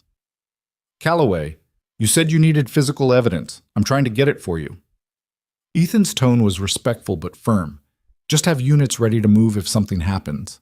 Chen was silent for a long moment. I have agents en route to Teterboro. If Sterling tries to board that plane, we'll detain him for questioning. And Mansour? Working on a warrant. His asylum in Dubai means this gets complicated diplomatically, but we're pushing it through. Another pause. Don't do anything stupid, Ethan. Define stupid. Chen hung up without answering. They parked 2 blocks from Sterling's building, a glass and steel tower that screamed wealth in a neighborhood where wealth was the baseline. James positioned the car with a clear view of the entrance while Ethan set up a camera with a telephoto lens. You just carry surveillance equipment around? Sophie asked. I carry a lot of things around. Ethan adjusted the focus. Occupational hazard. Sophie watched people come and go from the building. Dog walkers with animals that probably cost more than her car. Women in athleisure that cost more than her monthly rent. A doorman in a uniform so crisp it looked uncomfortable. There! Ethan zoomed in on a town car pulling up to the entrance. That's Mansour's vehicle. Hassan Mansour stepped out, looking around nervously before hurrying inside. He'd ditched the expensive suit for something more casual, but his body language screamed anxiety. He's scared, Sophie observed. Good. Scared people talk. Ethan was taking rapid-fire photos. Or they run. Either works for us. They waited. 15 minutes passed, then 30. Sophie's leg bounced with nervous energy until Ethan gently put a hand on her knee. Patience. They're planning their exit strategy. That takes time. How do you know? Because I've had to plan a few myself. Back when I was building the company, there were some close calls with regulatory issues. You learn to have contingency plans. Ethan didn't take his eyes off the camera. The trick is making people think you're more prepared than you actually are. Are they? More prepared than we think? Probably not. Sterling's been untouchable for so long, he's forgotten what it's like to actually face consequences. And Mansour's used to operating in jurisdictions where money buys silence. They're improvising, which means they're vulnerable. A delivery truck pulled up to the building's service entrance. Ethan's posture changed immediately, going tense and alert. "That's not a normal delivery," he said. "How can you tell?" "Timing. Most buildings this size have scheduled delivery windows, morning and early afternoon. It's almost 6 p.m., and look at the driver." Sophie squinted. The driver was big, built like someone who spent serious time in a gym. He moved with precision, not the casual efficiency of someone making routine deliveries. "Private security," Ethan said. "Probably hired to escort them out through the service entrance. Smart, but not smart enough." He called Maya. "I need you to run plates on a delivery truck. White Ford, license plate." He rattled off the numbers. "Fast." "On it." Maya's typing was audible. "Registered to a security company called Titan Executive Protection. High-end stuff. They do extraction services for executives in unstable regions." Extraction services. Ethan's laugh was humorless. "They're treating this like a hostile evacuation." "Should I call Chen?" Sophie asked. "Not yet. Let's see where they go first." 10 minutes later, the service door opened. Sterling emerged first. Wearing sunglasses and a baseball cap like that would somehow make him less recognizable. Mansour followed, constantly looking over his shoulder. They climbed into the back of the truck. "James, follow them. Stay back at least 3 cars." James pulled into traffic smoothly, keeping the white truck in view but not obviously tailing it. Sophie's heart hammered as they wound through Manhattan streets, heading south toward the Holland Tunnel.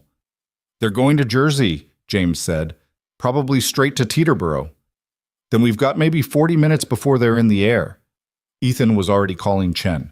"They're moving, leaving Sterling's building in a white Ford delivery truck, heading south on Park Avenue. We're following." "I told you to stay out of this." But Chen didn't sound angry, just resigned. "You also said you needed evidence. I'm getting it for you." "Where are they heading?" "Our guess is Teterboro. Can you have units waiting?" "Already done. We'll intercept at the airport." Chen paused. "Don't engage them, Ethan. I mean it. You're a civilian, and if this goes wrong, it won't." "You don't know that." "No, but I'm betting on it anyway." The truck headed into the tunnel, and for a few minutes they were enclosed in concrete and artificial light. Sophie felt the weight of the city pressing down, all those tons of river and earth and buildings above them. Then they were through, in New Jersey, and the truck was accelerating toward the highway. "They're in a hurry," James observed. "They know we're following," Ethan said quietly. "How?" "Because I would know." "And Sterling didn't get where he is by being stupid." Ethan checked his phone. "Maya, I need traffic cam footage of our route. See if anyone else is tailing us." "Checking now. Okay. Yeah. You've got a black SUV 3 cars back. Been with you since you left Sterling's building." Sophie twisted to look through the rear window. Sure enough, a dark SUV sat in traffic behind them, windows tinted, no front plate. "Friends of theirs?" she asked. "Or they hired more security than we thought?" Ethan's jaw tightened. "James, can you lose them? In this traffic?" "Maybe. But it'll be obvious we're trying to lose them." "Do it anyway. I don't want backup when we get to the airport." James didn't argue. He took the next exit fast, cutting across 2 lanes and earning angry horn blasts from other drivers. The SUV tried to follow, but got blocked by a semi. James took 3 more rapid turns through an industrial area, then got back on the highway heading north. The SUV was nowhere in sight. "Lost them," James said with satisfaction. "For now." Ethan was tracking their location on his phone, but we also lost Sterling's truck. "They exited 2 miles back," Maya said through the speaker. "I'm tracking them on traffic cams. They're taking surface streets toward Teterboro, probably trying to avoid highway cameras. Can you stay with them? As long as they stay on major roads, yes. If they go into the industrial area near the airport, I'll lose them. No cameras. Then we need to catch up. Ethan looked at James. Fast as you safely can. Define safely. However you want to define it. James smiled grimly and floored it. They made it to Teterboro in 23 minutes, which probably violated several traffic laws. The airport was smaller than Sophie expected. No massive terminals or commercial gates. Just private hangars and small buildings scattered across flat terrain. Where's the FBI? Sophie asked, scanning for any sign of law enforcement. Good question, Ethan called Chen. We're at Teterboro. Where are your units? Delayed. There was an accident on Route 3, blocked both lanes. We're stuck in traffic. Chen sounded furious. ETA is 15 minutes. We don't have 15 minutes. Sterling's truck is already here. Then you wait for us. Do not, I repeat, do not approach Sterling or attempt any kind of confrontation. Understood. Ethan ended the call. You're not going to wait, are you? Sophie asked. Would you? Sophie thought about her father. About 4 years of silence and grief and believing justice was impossible. About finally having the people responsible within reach. No, she said. I wouldn't wait. Then let's go. James drove them around the perimeter until they spotted the white truck parked near a private hangar. Through the open hangar doors, Sophie could see a sleek jet being prepped for flight. That's a Gulfstream G650, Ethan said. 12-hour range. He could be in Dubai before the FBI even finishes the warrant. So what do we do? Ethan was quiet, thinking. Then he pulled out his phone and started recording a video. What are you doing? Sophie asked. Insurance. He pointed the camera at the hangar, zooming in on Sterling and Mansour as they climbed the jet stairs. If they take off before the FBI gets here, at least we'll have proof they fled. But Sophie had stopped listening, because walking across the tarmac toward the jet was someone she recognized. Detective Marcus Webb, no longer in custody, wearing civilian clothes and carrying a briefcase. That's not possible, Sophie breathed. Webb was in FBI custody. How is he here? Ethan's expression went dark. Maya, I need Webb's current status, now. Checking federal database. Okay, this is weird. Webb was released 2 hours ago. Released? He was supposed to be giving testimony. According to this, his lawyer filed a motion claiming the arrest was illegal, something about a warrant technicality. A judge ordered his immediate release pending a hearing. Maya's voice was tight with fury. Someone got to the judge. Had to be. Sterling has judges on his payroll? Sophie felt sick. Sterling has everyone on his payroll. Ethan was already out of the car, camera still recording. That's how men like him operate. They own the system. Where are you going? To get close enough for this camera to pick up audio. If they say anything incriminating, we'll have it on record. That's insane. They'll see you. Good. Let them. Ethan started walking toward the hangar, not bothering with stealth or subtlety, just walking across the tarmac like he owned it. Sophie scrambled out of the car, James close behind her. Miss Bennett, you should stay back, James said. Yeah, well, nobody listens to good advice today. They followed Ethan at a distance, staying near the parked cars in case they needed cover. Sophie's heart was trying to punch through her chest. Ethan got within 50 feet of the jet before Sterling noticed him. The businessman's face went from confident to shocked to furious in the span of 2 seconds. Calloway, Sterling's voice carried across the tarmac. You've got some nerve showing up here. Just documenting your departure. Ethan held up his phone, making the recording obvious. For posterity. You're trespassing on private property. Actually, Teterboro is a public airport. I have every right to be here. Ethan kept walking closer. Besides, I thought you'd want witnesses for your escape. Escape? Sterling laughed, but it sounded forced. I'm taking a business trip. Last I checked, that wasn't illegal. It is when you're fleeing an active FBI investigation. What investigation? I was released. All charges dropped. Sterling gestured to Webb. Even the good detective here realized his mistake in trusting your little waitress and her fairy tales. Webb wouldn't meet Ethan's eyes. They paid you, Ethan said to Webb. How much? What's the going rate for betraying your oath? Careful, Calloway. Webb's hand moved to his waist, where Sophie could see the outline of a gun. That sounds like slander. It's only slander if it's not true. Ethan didn't back down. And we both know it's true.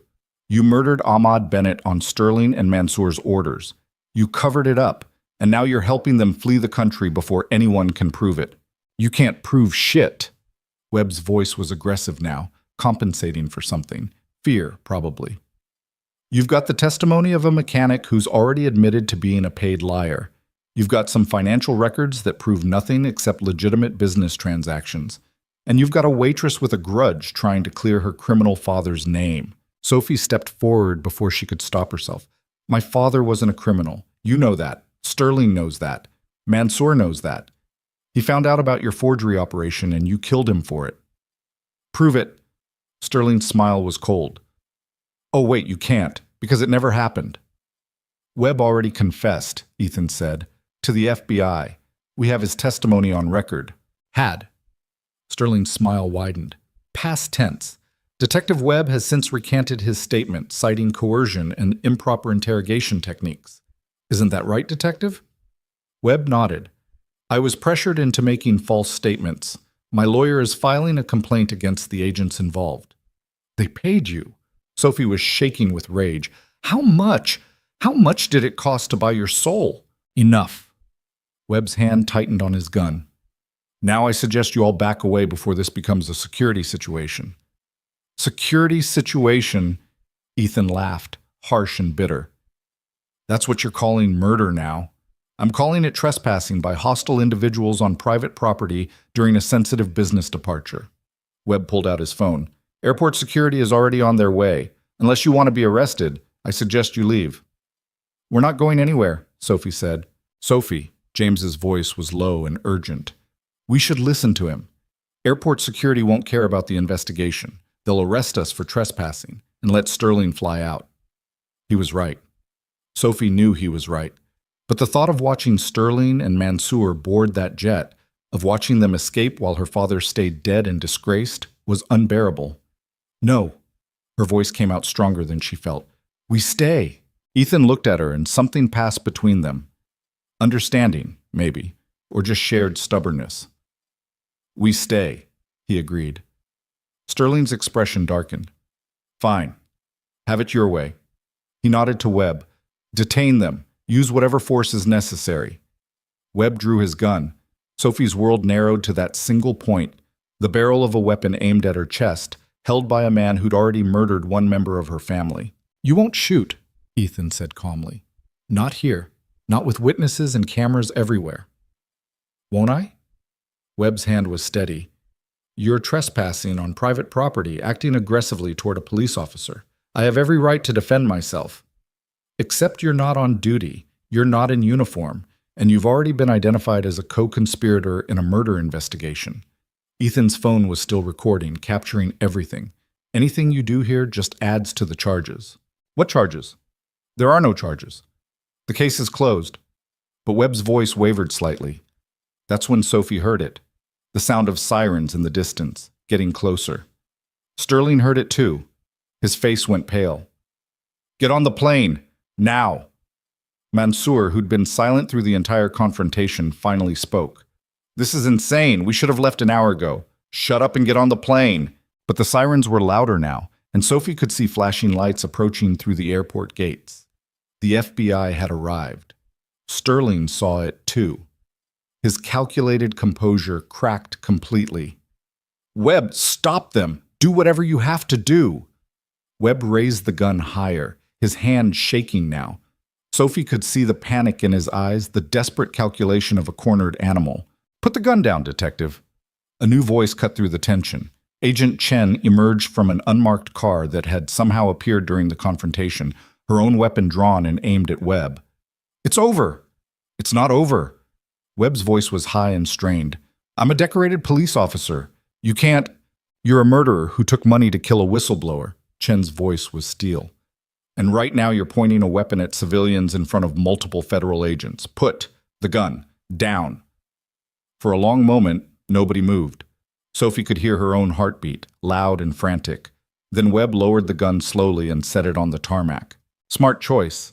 Chen gestured, and two agents moved in to cuff him. She looked at Sterling and Mansour. Gentlemen, you're both under arrest for conspiracy to commit murder, obstruction of justice, and about 6 other charges we're still finalizing. You can't arrest me. Sterling's voice was desperate now, all pretense of control gone.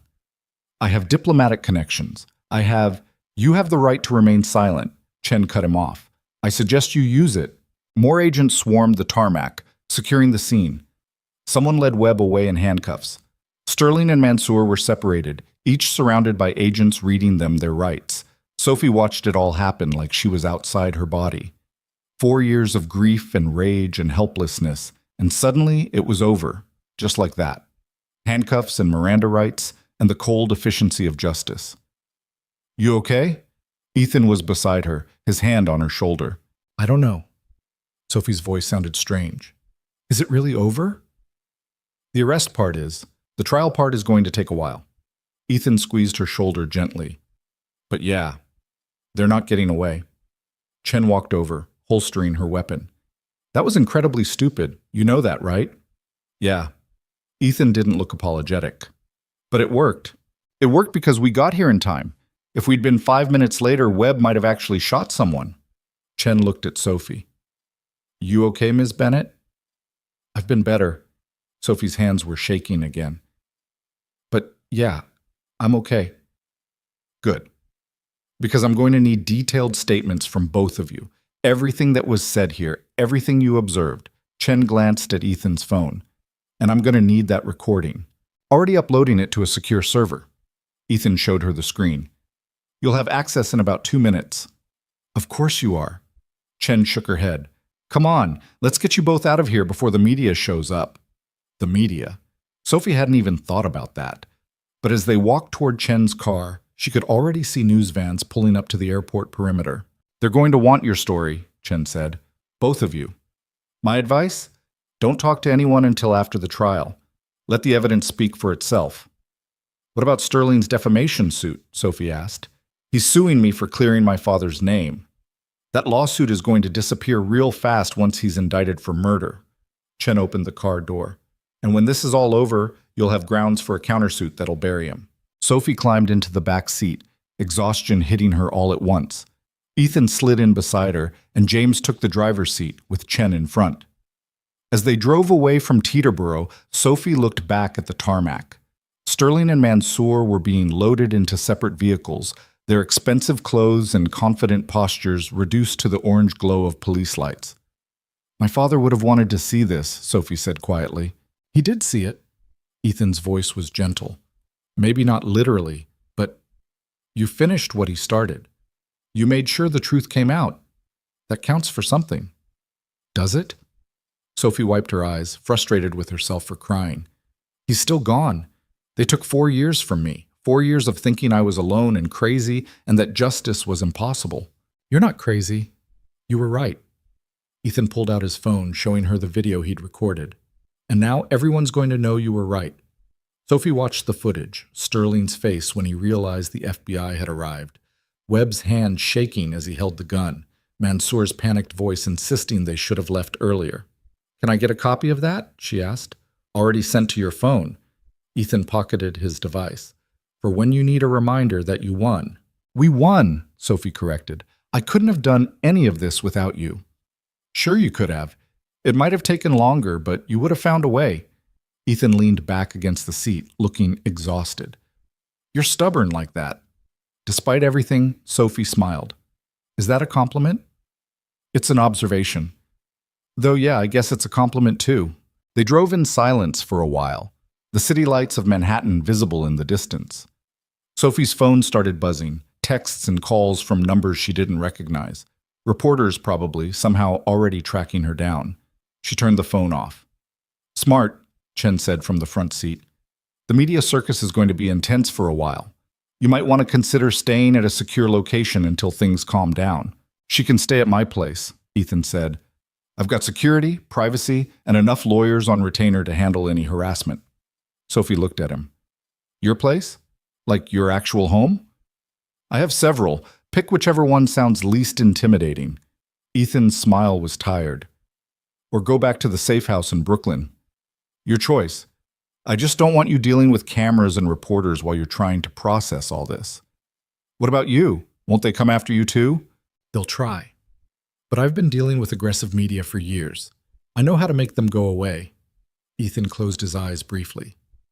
Besides, I need to get back to Emma. I've been away too long. Your daughter. Yeah, my sister's been covering, but Emma needs her dad. He opened his eyes again. You should meet her sometime. She'd like you. Why would a 7-year-old like me? Because you're brave and you tell the truth even when it's hard. Those are good qualities to be around. Ethan's expression softened. And because she's been asking why Daddy's been so busy lately, it might be nice for her to meet the person who's worth being busy for. Sophie didn't know what to say to that. Didn't know how to process that this billionaire who'd gone to war for her now wanted to introduce her to his daughter. I'd like that, she said finally.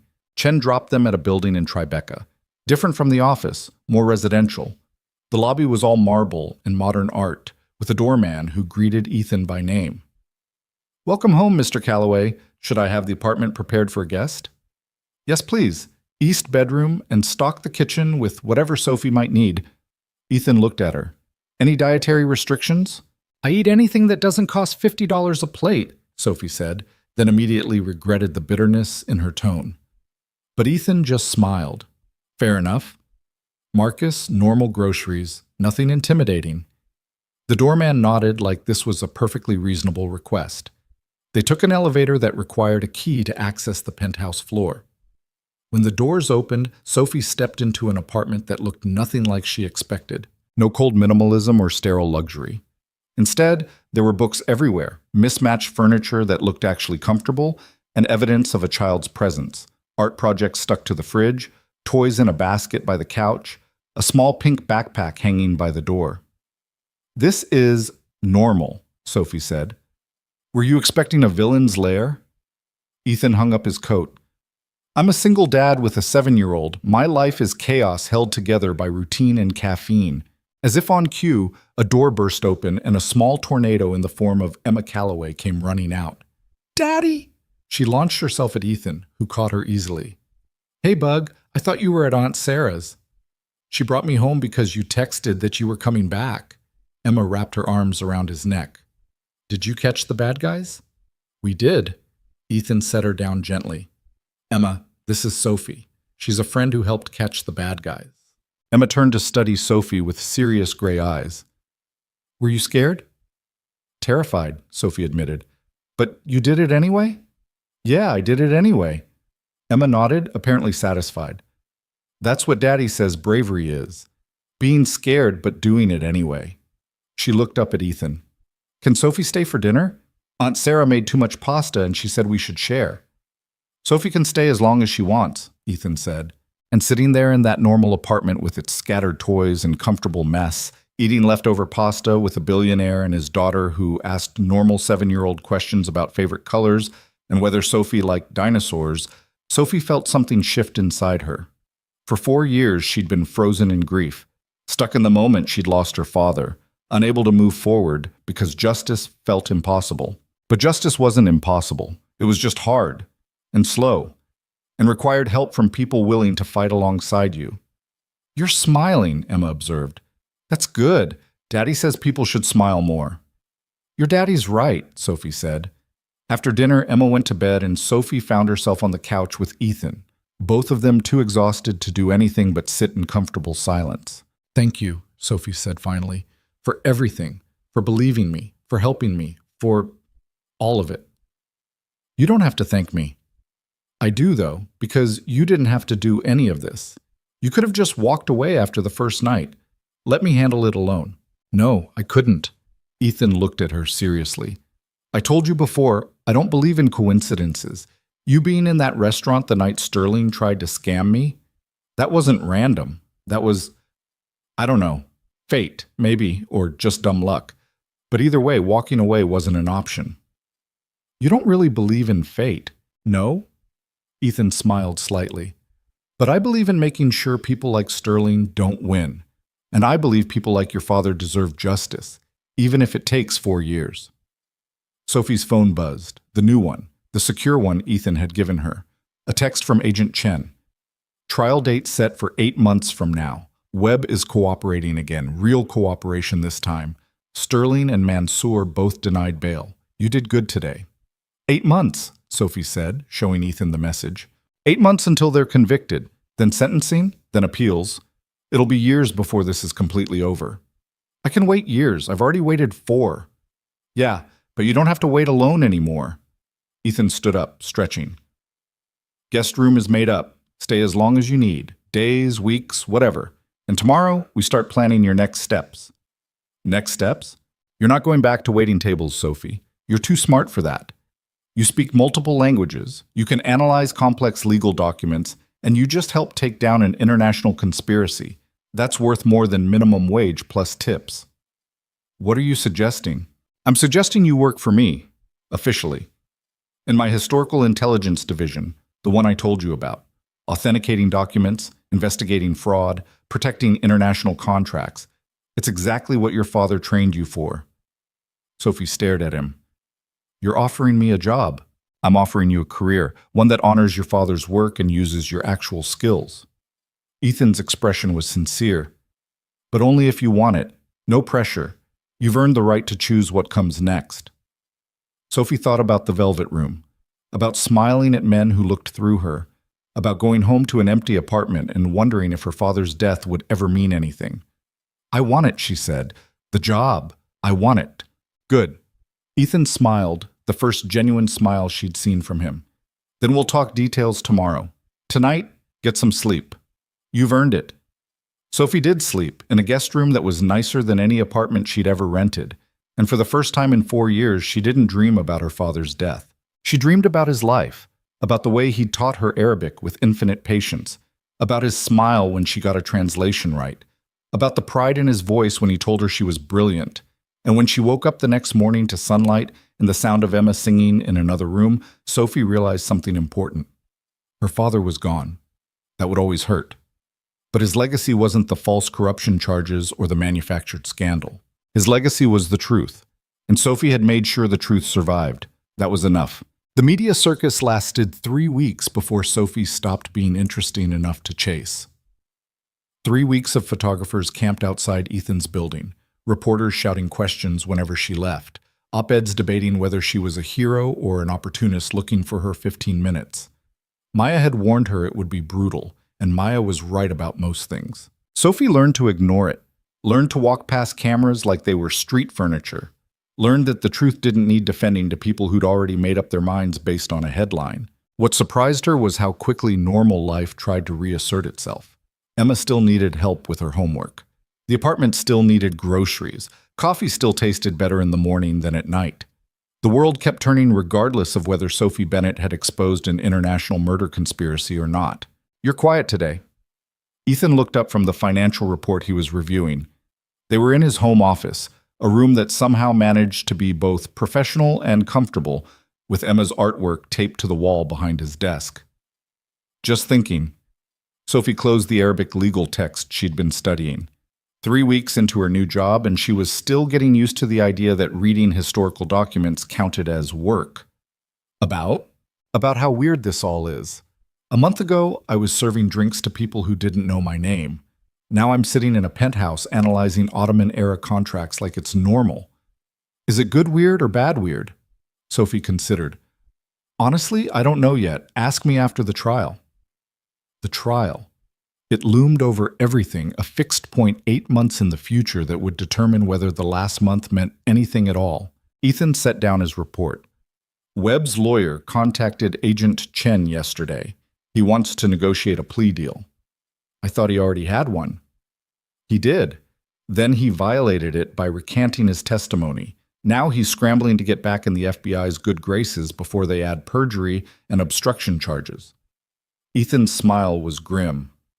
Turns out loyalty to Sterling only extends as far as the paycheck. When that dried up, so did Webb's willingness to go down alone. What's he offering? Everything. Financial records showing payments from Sterling and Mansour going back 6 years. Communications about your father's investigation. Details about at least 3 other cases where they manufactured evidence to discredit whistleblowers.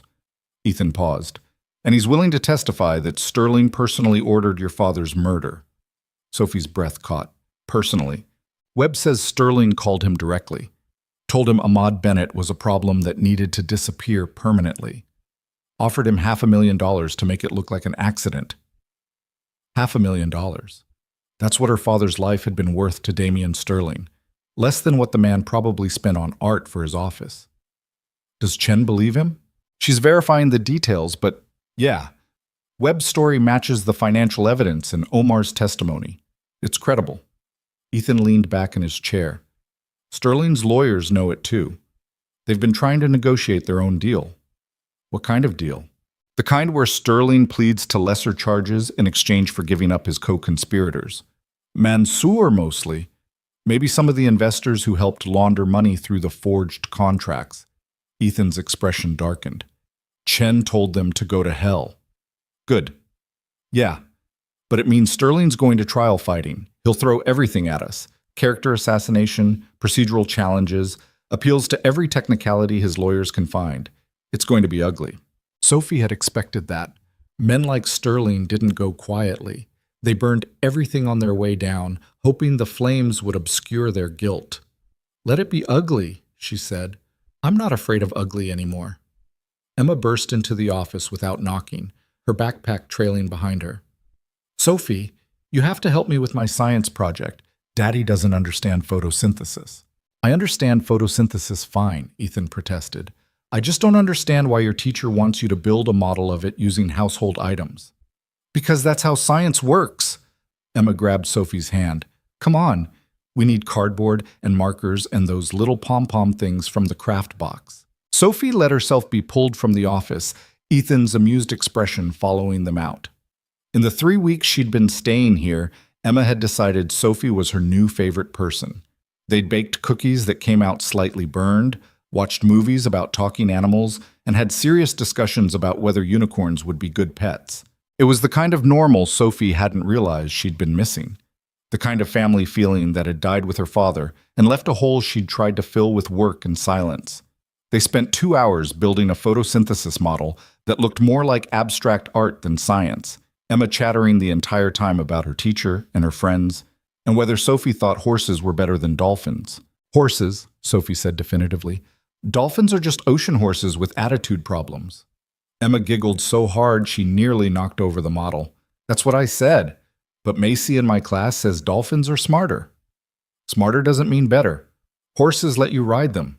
Dolphins just laugh at you and swim away. See, Daddy? Emma called toward the office. Sophie gets it. Later, after Emma was in bed and the apartment had settled into quiet, Sophie found Ethan on the balcony. The city spread out below them, millions of lights that represented millions of lives, all of them unaware that somewhere in this vast machine, justice was slowly grinding forward. She's getting attached to you, Ethan said without looking away from the view. Emma. I'm getting attached to her too. Sophie joined him at the railing. Is that a problem? No, but it's something we should talk about. Ethan finally looked at her. You've been here 3 weeks. Technically, you're still just staying temporarily until things calm down, but Emma's starting to think of you as part of the household, and I need to know if that's going to break her heart when you leave. Do you want me to leave? That's not what I asked. Sophie watched the city lights blur slightly. When had she started crying? I don't know what I want. A month ago, my entire life fit in a studio apartment in Queens and a locker at work. Now I'm living in a penthouse, working a job that actually uses my brain, and apparently co-parenting a 7-year-old who thinks I'm cool because I agree with her about dolphins. You are cool. I'm a mess, Ethan. I have nightmares about my father's car going over that cliff. I wake up at 3 a.m. convinced Sterling's going to send someone to finish what they started. I can't walk past the velvet room without feeling sick. Sophie wiped her face roughly. Emma deserves better than someone who's still figuring out how to be a functioning human. Emma deserves someone who shows up and cares about her. You do both of those things. Ethan's voice was gentle. As for being a mess, welcome to parenthood. I'm terrified every single day that I'm screwing her up, that she'll grow up and resent me for working too much, or not being her mother, or any of the 1,000 ways I fail at this. You're a good father. I'm an adequate father who tries really hard. There's a difference. Ethan smiled slightly. But Emma's happy. She feels safe. And part of that recently is because you've been here. She likes having another adult around who isn't me or my sister. What are you saying? I'm saying you don't have to leave unless you want to. The guest room is yours as long as you need it. The job is yours regardless of where you live. And if you want to stick around and keep arguing with Emma about dolphins, that's okay too. Sophie looked at him. Really looked at him. The exhaustion that never quite left his face, the careful way he held himself, like someone who'd learned early that showing vulnerability was dangerous. The quiet competence he brought to everything, from dismantling international conspiracies to helping his daughter with homework. "Why are you doing this?" she asked. "Really? Not the investigation, I understand that. But this, letting me stay, involving me in your life, trusting me with Emma." Ethan was quiet for a long moment. "Because I spent 2 years after my wife died being so focused on not falling apart that I forgot how to let people in. I told myself Emma and I were fine alone, that we didn't need anyone else, and we were fine. But fine isn't the same as happy. And you're happy now?" "I'm getting there." He looked at her directly. "And I think maybe you are too, despite everything. Despite the nightmares and the fear and the trial hanging over us, you're starting to breathe again." He was right. Sophie hadn't realized it until he said it, but he was right. The constant weight in her chest had lightened. Not disappeared, maybe it never would, but lightened enough that she could take full breaths without feeling like she was drowning. "I want to stay," she said quietly. "If the offer's real, I want to stay. It's real." They stood there in comfortable silence, watching the city that had almost destroyed them both. Somewhere out there, Sterling and Mansour sat in federal detention, their empires crumbling. Webb was in protective custody, probably regretting every choice that led him to this point. And Omar was in a witness protection program, finally safe after 4 years of running. The pieces were falling into place, slowly, messily, but falling nonetheless. The months that followed developed their own rhythm. Sophie worked with Ethan's team authenticating documents for high-stakes international deals, her knowledge of classical Arabic and legal terminology making her invaluable. She learned about oil rights in Kazakhstan, property disputes in Morocco, historical treaties that billionaires tried to exploit for modern profit. It was fascinating work. More than that, it felt meaningful. Every forged document she caught was another Ahmad Bennett moment. Someone trying to rewrite truth for profit, stopped before they could succeed. Emma started introducing Sophie as her friend Sophie to classmates. Then, eventually, as her almost Aunt Sophie. Sophie didn't correct her. The trial date approached like a storm everyone could see coming, but nobody could stop. Agent Chen called weekly with updates. Webb's plea deal was finalized, 20 years in federal prison in exchange for complete cooperation. Omar's testimony was rehearsed and re-rehearsed until he could recite it in his sleep. The financial evidence was organized into presentations that even a jury without accounting degrees could follow. "It's a strong case," Chen assured them during one of their strategy meetings. "Maybe the strongest I've ever prosecuted. But Sterling's legal team is excellent. They're going to attack every weakness, every inconsistency. You need to be prepared for them to make your father sound like a criminal and you sound like a delusional daughter seeking revenge. Let them try," Sophie said. "The evidence speaks for itself." Evidence helps, but juries are human. They respond to narratives, to emotions. Sterling's lawyers will build a narrative where he's the victim of a conspiracy. We need our narrative to be stronger. The prosecution's narrative was simple. Damian Sterling ordered Ahmad Bennett's murder to protect a forgery operation worth hundreds of millions of dollars.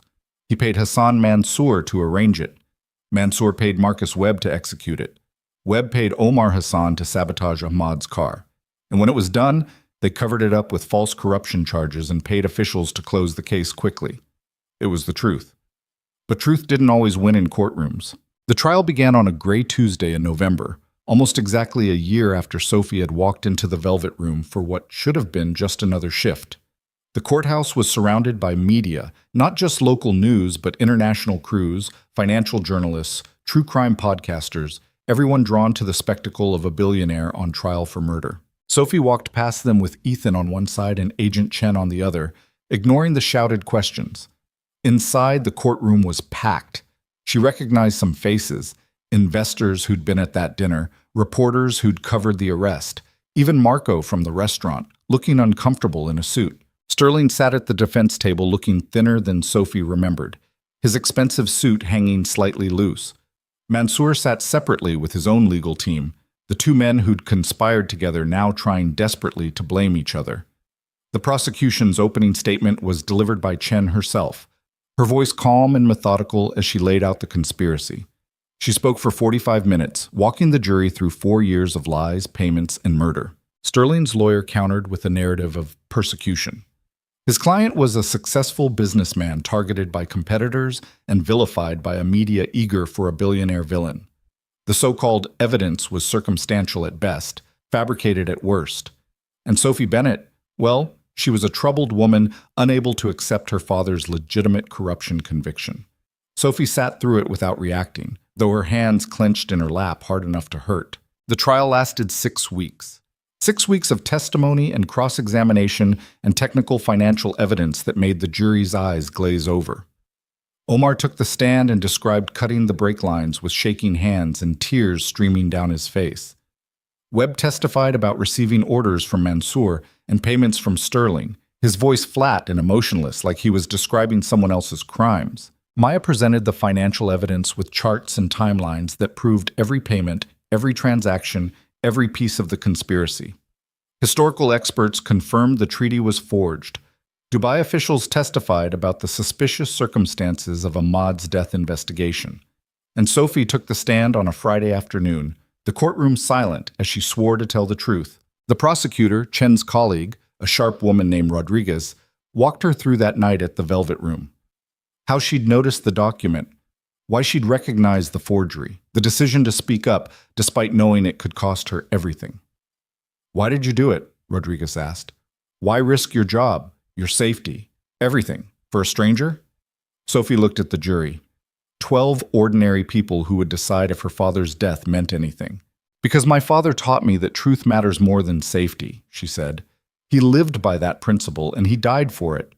When I saw that forged document, I had a choice: stay quiet and keep my job, or speak up and honor everything he believed in. It wasn't really a choice at all." Sterling's lawyer, a man named Ashford with silver hair and a voice like honey, tried to tear her apart on cross-examination. He asked about her father's corruption charges, her financial struggles, whether she'd seen an opportunity to exploit a wealthy man's mistake for personal gain. "You're working for Mr. Calloway now, correct?" "Yes." "Making significantly more money than you did as a waitress?" "Yes." "Convenient, isn't it? You accuse my client of fraud, and suddenly you have a lucrative position with the man who benefits from my client's downfall." Sophie met his eyes steadily. "I work for Mr. Calloway because I'm qualified for the position. I have advanced degrees in linguistics and legal translation. The only reason I was working as a waitress was because my father's false corruption charges made it impossible to get work in my field. Your client destroyed my career before I ever met him." "Allegedly false charges?" "No. Actually false charges, as the evidence in this trial has proven." Sophie didn't let herself get rattled. "My father was innocent. Your client had him murdered to cover up a fraud operation. Those are facts, not allegations." Ashford tried several more angles, but Sophie had lived with this truth for too long to be shaken from it. When she stepped down from the stand, she caught Ethan's eye. He gave her a small nod. She'd done okay. The defense put up experts who questioned the financial evidence, character witnesses who spoke about Sterling's philanthropy and business acumen. Even a forensic accountant who suggested the payments to Mansour could have been for legitimate legal services. But they couldn't explain away Omar's testimony, couldn't explain why Webb had received $500,000 right after Ahmad's death, couldn't explain the pattern of payments and cover-ups that Maya had documented so meticulously. Closing arguments happened on a Wednesday. The prosecution went first, Chen standing before the jury with quiet authority. "This case is about power," she said. "The power of wealthy men who believe they're above consequences. Damian Sterling didn't kill Ahmad Bennett with his own hands. He didn't need to. He had money, connections, and a network of people willing to do terrible things for the right price. He paid to have a good man murdered. He paid to cover it up. And he would have gotten away with it if Sophie Bennett hadn't had the courage to speak up." Chen paused, letting that sink in. "The defense wants you to believe this is a complicated case. It's not. A man discovered evidence of fraud. That evidence threatened a lucrative operation. So the people running that operation had him killed and made it look like an accident. Everything else, the financial records, the testimonies, the cover-up, is just proof of what we already know. Powerful men thought they could commit murder and walk away. Don't let them. Ashford's closing was smooth and polished, full of reasonable doubt and questions about evidence chains and witness credibility. He painted Sterling as a victim of circumstance, a successful man targeted by people with agendas. But Sophie watched the jury, and she could see they weren't buying it. The jury deliberated for 3 days. 3 days of waiting in a conference room near the courthouse, drinking bad coffee and trying not to go insane from the uncertainty. Emma came to visit during the second day, Ethan's sister Sarah bringing her by with cookies she'd decorated herself. "These are for good luck," Emma announced, presenting a cookie shaped vaguely like a star. "I made them thinking happy thoughts." "Then they're definitely lucky," Sophie said, accepting the cookie like it was precious. Emma hugged her tight. "When the jury says Daddy's friend is guilty, can we go get ice cream to celebrate?" "If they say he's guilty," Sophie corrected gently, "we don't know what they'll decide." "They'll say guilty, because he is guilty and juries are supposed to tell the truth." Emma's confidence was absolute. That's how it works. Sophie wished she had a 7-year-old's faith in the system. The call came on the third day, late afternoon. The jury had reached a verdict. The courtroom was even more packed than before, people standing in the back because all the seats were taken. Sophie sat between Ethan and Chen, her heart trying to escape her chest. Sterling walked in looking pale but composed. Mansour looked like he might be sick. "Has the jury reached a verdict?" the judge asked. "We have, Your Honor." The forewoman stood, a middle-aged black woman who'd taken notes throughout the entire trial. "On the charge of conspiracy to commit murder, how do you find the defendant Damian Sterling?" "Guilty." The courtroom erupted. Sophie couldn't hear the rest over the noise. Guilty on all counts: conspiracy, fraud, obstruction, money laundering, everything. Sterling's face went blank. Mansour actually did get sick, his lawyer frantically calling for a recess. Chen squeezed Sophie's hand. "We got them, all of them." Sophie couldn't speak, could barely breathe. 4 years of grief and rage and helplessness, and suddenly it was over. Justice wasn't impossible. It was just hard. Ethan's arm came around her shoulders, steady and warm. "Your father would be proud." That's when Sophie finally let herself cry. Not quiet tears, but full-body sobs that shook her entire frame. 4 years of held-back grief pouring out all at once. The media frenzy after the verdict was intense but brief. The story had a satisfying ending. Bad guys punished, good guys vindicated, justice served. Within 2 weeks, the news cycle moved on to other scandals, other trials. Sophie was fine with that. She'd never wanted to be famous. She'd just wanted the truth. Sentencing happened a month later. Sterling got 45 years without possibility of parole. Mansour got 35. Webb got his 20 as agreed. By the time any of them were eligible for release, they'd be old men who'd lost everything. Sophie attended the sentencing but didn't speak. She'd said everything she needed to say already. What surprised her was what came after. The Dubai legal authorities formally exonerated Ahmad Bennett of all corruption charges. An official statement was issued apologizing for the miscarriage of justice. His name was cleared, his reputation restored. The law firm that had employed him, the one that had abandoned him after the charges, reached out with an apology and an offer of a settlement for wrongful termination. Sophie's lawyer, courtesy of Ethan, negotiated a sum that made her financially stable for the first time in her adult life. "You could retire," Maya pointed out when Sophie told her the amount. "Buy a house somewhere quiet, never work again." "And do what? Garden?" Sophie shook her head. "I like working. I like what I do." "You could do it somewhere other than New York." "I could, but I don't want to." Because New York was where Emma's school was, where Ethan's business was, where Sophie had finally found something that felt like home. She bought a small apartment in Brooklyn, not a penthouse, but a real place with her name on the deed. She decorated it with photos of her father, books in Arabic and English, artwork Emma had made her. It was hers in a way nothing had been hers since she'd left Dubai. But most nights, she still ended up at Ethan's place, having dinner with him and Emma, helping with homework, watching movies on the couch while Emma fell asleep between them.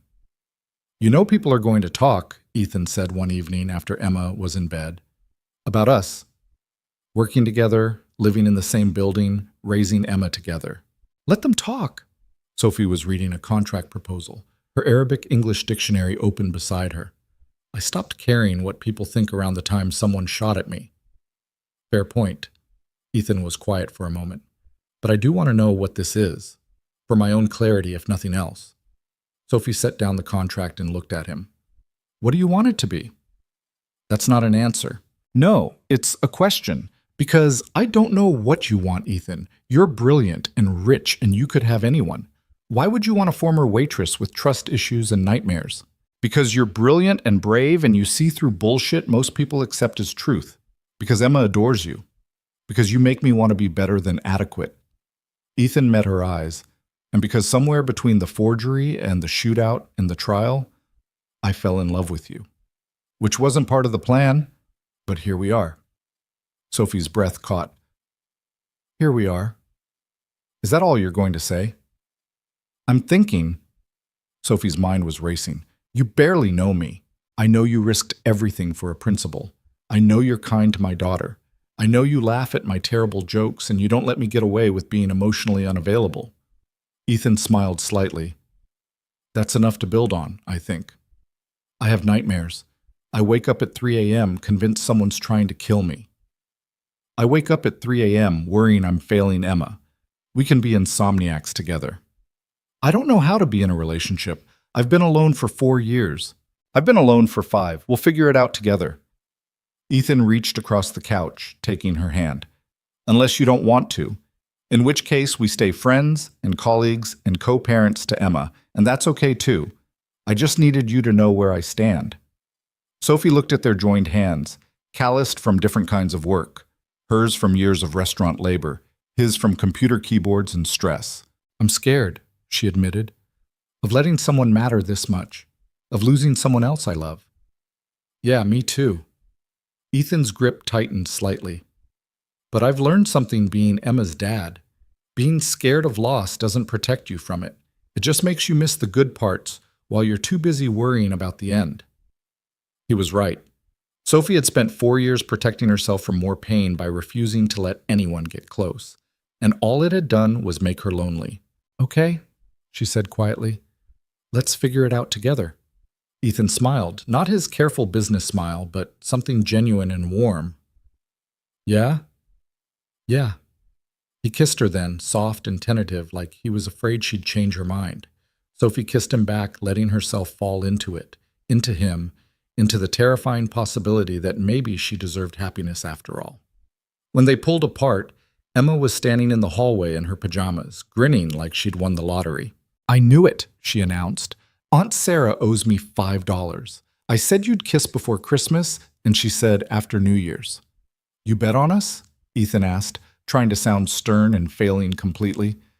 Aunt Sarah started it. I just took the good side. Emma climbed onto the couch between them. Does this mean Sophie's staying forever? Sophie looked at Ethan, who looked back at her with a question in his eyes.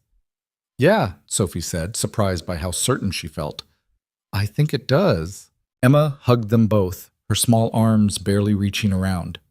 Good. Because you make Daddy smile real smiles instead of work smiles, and you understand about dolphins. Those are excellent reasons, Sophie agreed. 6 months later, the UAE government issued a formal posthumous honor recognizing Ahmad Bennett's contributions to legal integrity and international justice. Sophie flew to Dubai to accept it, Ethan and Emma coming with her. Standing in her father's former office, now occupied by someone else but still containing the same view of the city he'd loved, Sophie felt the final piece of her grief settle into place. Not disappearing, but transforming into something she could carry without it crushing her. He would have liked you, she told Ethan quietly, while Emma explored the building with a guide.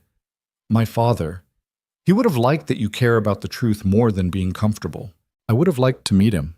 Yeah, me too. Sophie touched the desk where her father had worked. He taught me that staying silent is sometimes the most dangerous thing you can do. That speaking up, even when you're terrified, even when it costs you everything, that's what separates people who deserve respect from people who just demand it. Sounds like a wise man. He was. And he paid for it.